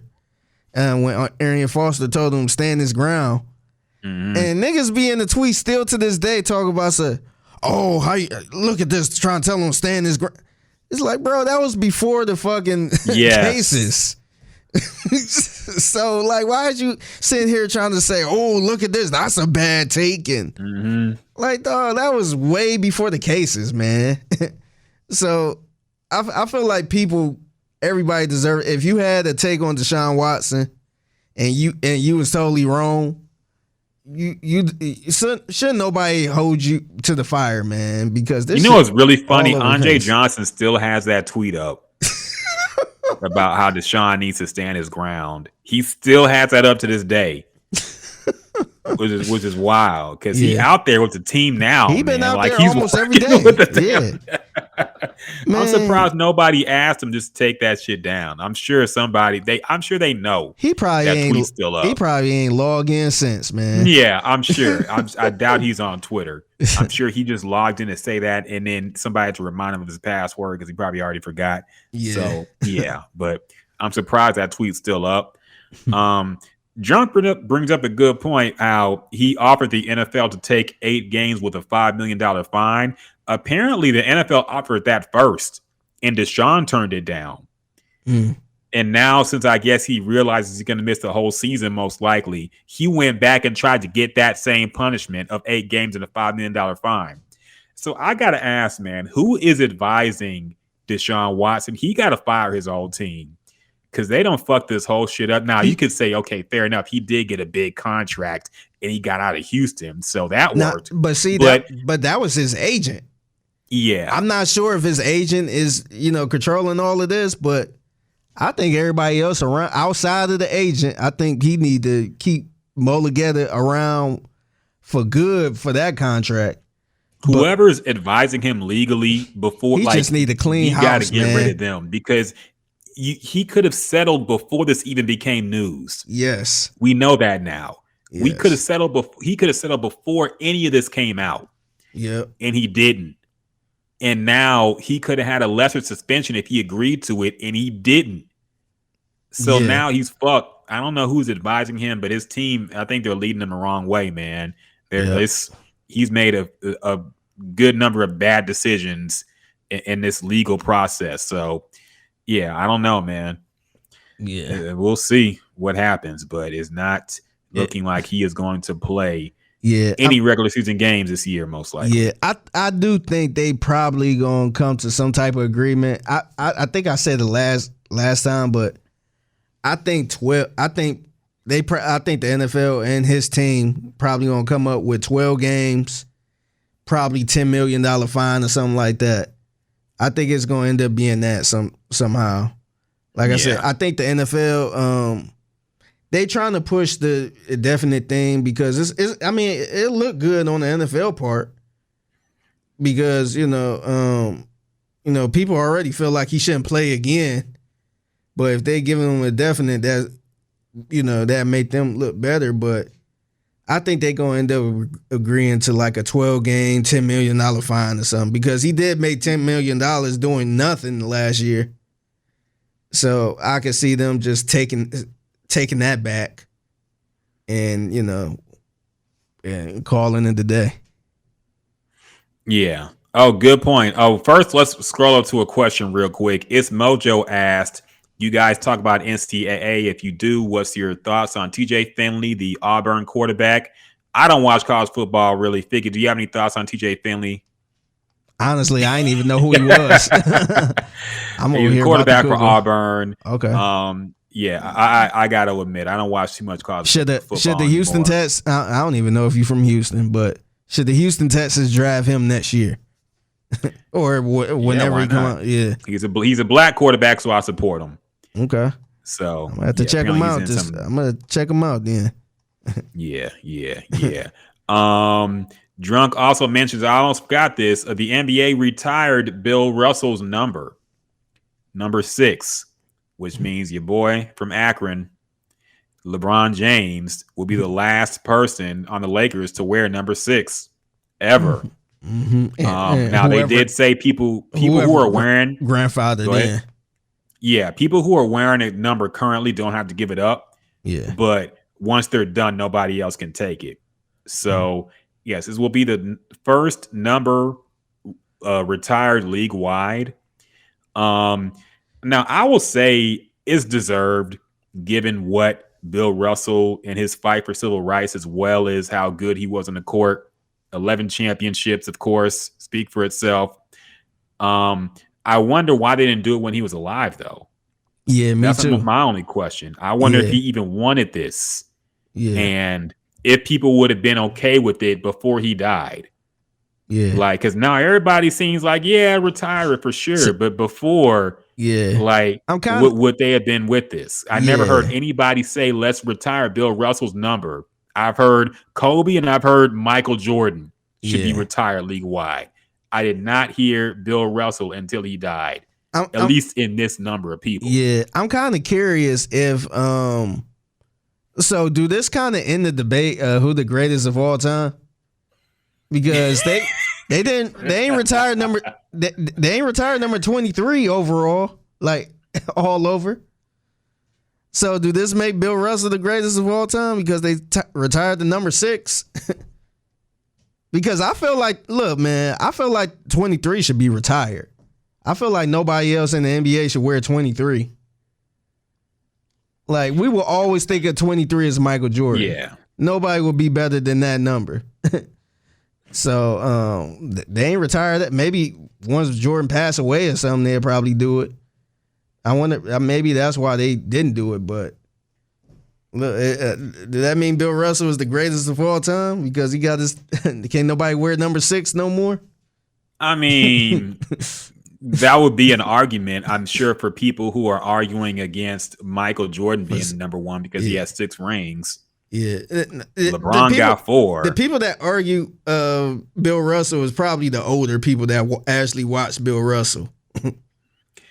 I guess. Like if somebody say, no, Jordan ain't the best, it was Bill Russell. I feel like the people that saying that actually seen Bill Russell play during that time. I mean, are they still alive and able to talk on the internet? That's my point. They older. Because my dad watched Bill Russell. Like my dad in the 60s. So the people did black people like Bill Russell back in the day? Like, I know he was involved in civil rights. I'm sure they liked him politically, but he played for Boston. Yeah, my dad liked Bill Russell. He used to always talk about Bill Russell and shit. I know Wilt Chamberlain was super popular back in the day. I know that much. Yeah, but I don't know about Bill Russell. Yeah, I don't. It's tricky because it wasn't like it was social media then where you could be like, man, this dude corny or some shit. But I mean, the only time I heard them talk about Bill Russell was on the court. That he was, always going against Wilt Chamberlain and all that shit. And so, yeah, I ain't really hear nobody say a bad thing. Like, I ain't really care for Bill Russell.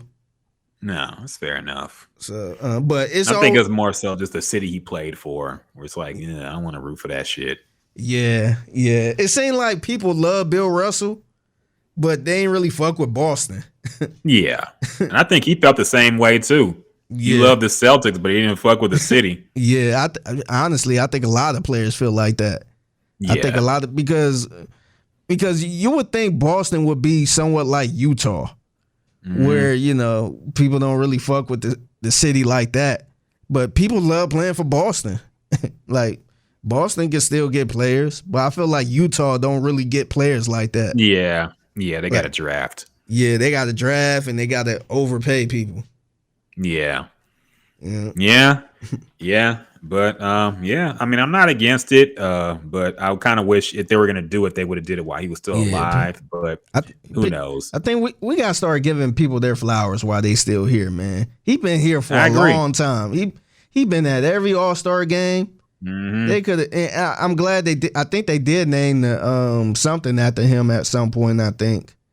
while he was still alive, but they should have did all of this while he was still here. He was living a long time too. Yeah. They should have. I agree. Yeah, they should have been did that. Maybe they start doing that in the future. Yeah. I don't know. We'll see. I think people feel weird about that kind of thing being done while they're alive too. So yeah. I don't know. There's a lot of factors involved. Oh, your niece is in here as well, Diasha. She says, I'd be so lost every time y'all talk about sports. I'd be so confused. To be fair, we don't talk about sports that much. Yeah. I mean, and we usually save it to the end like we are right now. Yeah. So you had about 2 hours and 15 minutes of just us talking about music and shit. Yeah. I talk about sports for a living. Exactly. I want to talk about sports on my off time. we created this podcast in part so we could not talk about sports. So we could talk about the shit we like. Else. Yeah. So that we try to keep the sports talk to a minimum, but there's some shit we gotta talk about. So you know how it is. Mm-hmm. And Drunk says I don't think people would have rocked with it before he died. Yeah, I agree. I think it was just he died, so now we definitely have to show some respect for him league wide. But if they were gonna do it, they could have done it before. But whatever. I think this opens the shit. Do we retire Kobe's number? Yeah. Like fucking now's a discussion. Like fucking if you're gonna retire 6, when I retire maybe 24. 8 has some bad connotations to it. Yeah. So maybe 24 get retired. Do you think that will kind of open up a rabbit hole a little bit? Good point. Because Good point. It's only 99 numbers. And niggas only use probably 3/4 of the numbers. They don't use that many numbers. So if you start retiring 12, 6, 23, 32, 41, shit like that, niggas gonna run out of numbers. Yeah. I think Bill Russell's record was like pristine. He had no controversy. There's Kobe controversy that people don't want to get into. So but maybe it should just keep it at 6. I'm down with that too. Yeah, that might be a rabbit hole trying to retire everybody's number and shit. Yeah, definitely. Drunk said I got to root for Boston because Tatum from St. Louis. Yeah, I feel for you, man. That's a suck. Whenever somebody from your hometown is playing for a team you don't like, we did it with what was that dude's name? Rashard Lewis. Rashard Lewis, yeah. Yeah, Rashard Lewis played for Orlando. I didn't want to root for Orlando, but he's from Houston, man. Or Texas, at least. I think it's from Houston, actually. Yeah, He actually came back here at some point. He came up to the station. Yep. Yeah. So, I did not want to root for fucking Dwight Howard and the Orlando Magic, but Rashard Lewis was playing for them too, man. So I kind of had to represent H-Town. Mm-hmm. So, anything else? I think that might about wrap it up for this edition of the podcast, y'all. Yeah. Let's go ahead and shout out everybody who commented on the live stream. Remember to join us every Friday around like 8:39, probably more around 9 at this point. Yeah. For the live stream, man. Shout out to Holly Rachel Worshipper. Shout out to Tab. Shout out to Drunk, of course, a homie. Mm-hmm. Shout out to your niece Diasha. Shout out to It's Mojo. Shout out to everybody who watched this live stream. We appreciate y'all. We're gonna catch y'all maybe next week. I gotta work next Friday night. Yeah, so a little backstory. The Houston Texans play on Friday, and kickoff is at 9:00. Yeah. So we might either do an early podcast next week or not do a podcast. We'll have to see how things shake out. But appreciate y'all rocking with us. Oh yeah, real quick. Our YouTube channel is at 99 subscribers. Yeah. 99 subscribers. So man, tell a friend to subscribe to the podcast. It's dope to get 100. But we're trying to get another 100. So spread the word. We need a nice round number at least. So please tell your friends, tell your mama, tell your girlfriend, tell your boyfriend, tell whoever is close to you. Please subscribe to our podcast. We'll shout you out. And we talk about whatever you want to talk about. If you want to comment and let us know what you're thinking, man. So Is it weird that people that be on here now that be fucking with us on the stream? I'm like, damn, I feel like that's the homies now. They are, man. Yeah, They're part of the conversation. I feel like I know them now. I know, like drunk. I was about to ask, where the hell is Drunk from? Like, he from St. Louis. And I'm like, how did he find us? Hey, man, it don't matter how they found us. I want to know more. I want to know more about y'all now. Look, it just all that matters is that y'all found us. Y'all part of the conversation. We appreciate all y'all input. Even if you think we full of shit and don't agree with what we talking about, just let us know, man. Like, we could chop it up. We could debate. Yeah. We can talk about whatever you want to talk about, man. So we appreciate y'all spending your Friday nights with us and joining the conversation. Drunk says, I just searched podcasts and found y'all. Oh, that's dope, man. You, man. We got to figure out how to trigger the algorithm, because I always see like some, especially on Twitch. Twitch is pretty good with showing you like random low subscriber shit, and you can just click on something and see somebody with a small following. Yeah. We got to figure out how to trick the algorithm to get our shit to show up in more searches, man, because we definitely trying to reach out to more people and get this podcast on a bigger platform. So, but we still appreciate y'all who've been down. Yeah. Of course, Tab, our day one dude, man, been with us since the beginning. So shout out to Tab always. Yeah, we're gonna try to set up something where we try to get everybody in one place. That way we can have a live pod and just kicking and chill. Yeah. Tab says pay Google ads. Put us up on that, man. Yeah. Let us know how we do that shit. Because I mean, we'll break some bank if it gets us some exposure on Google and puts us up in some search results. So, Holly Rich Worshipper says, been down with me from the PG Paul Gallant show. Yeah, shout out to you, man. Love that show with Paul Gallant, of course. So appreciate that. Yeah. And speaking of Paul, I know we got to go, but speaking of Paul, man, so I saw him out at training camp, and he was telling me about how he was doing the show, and he was pretty much, I guess, his co-host brung up Trey the Truth. And he had no idea who he was. Of course. So he figured Trey the Truth was a mumble rapper. So he like da da da da da da da da da. So he figured that's how Trey the Truth sound.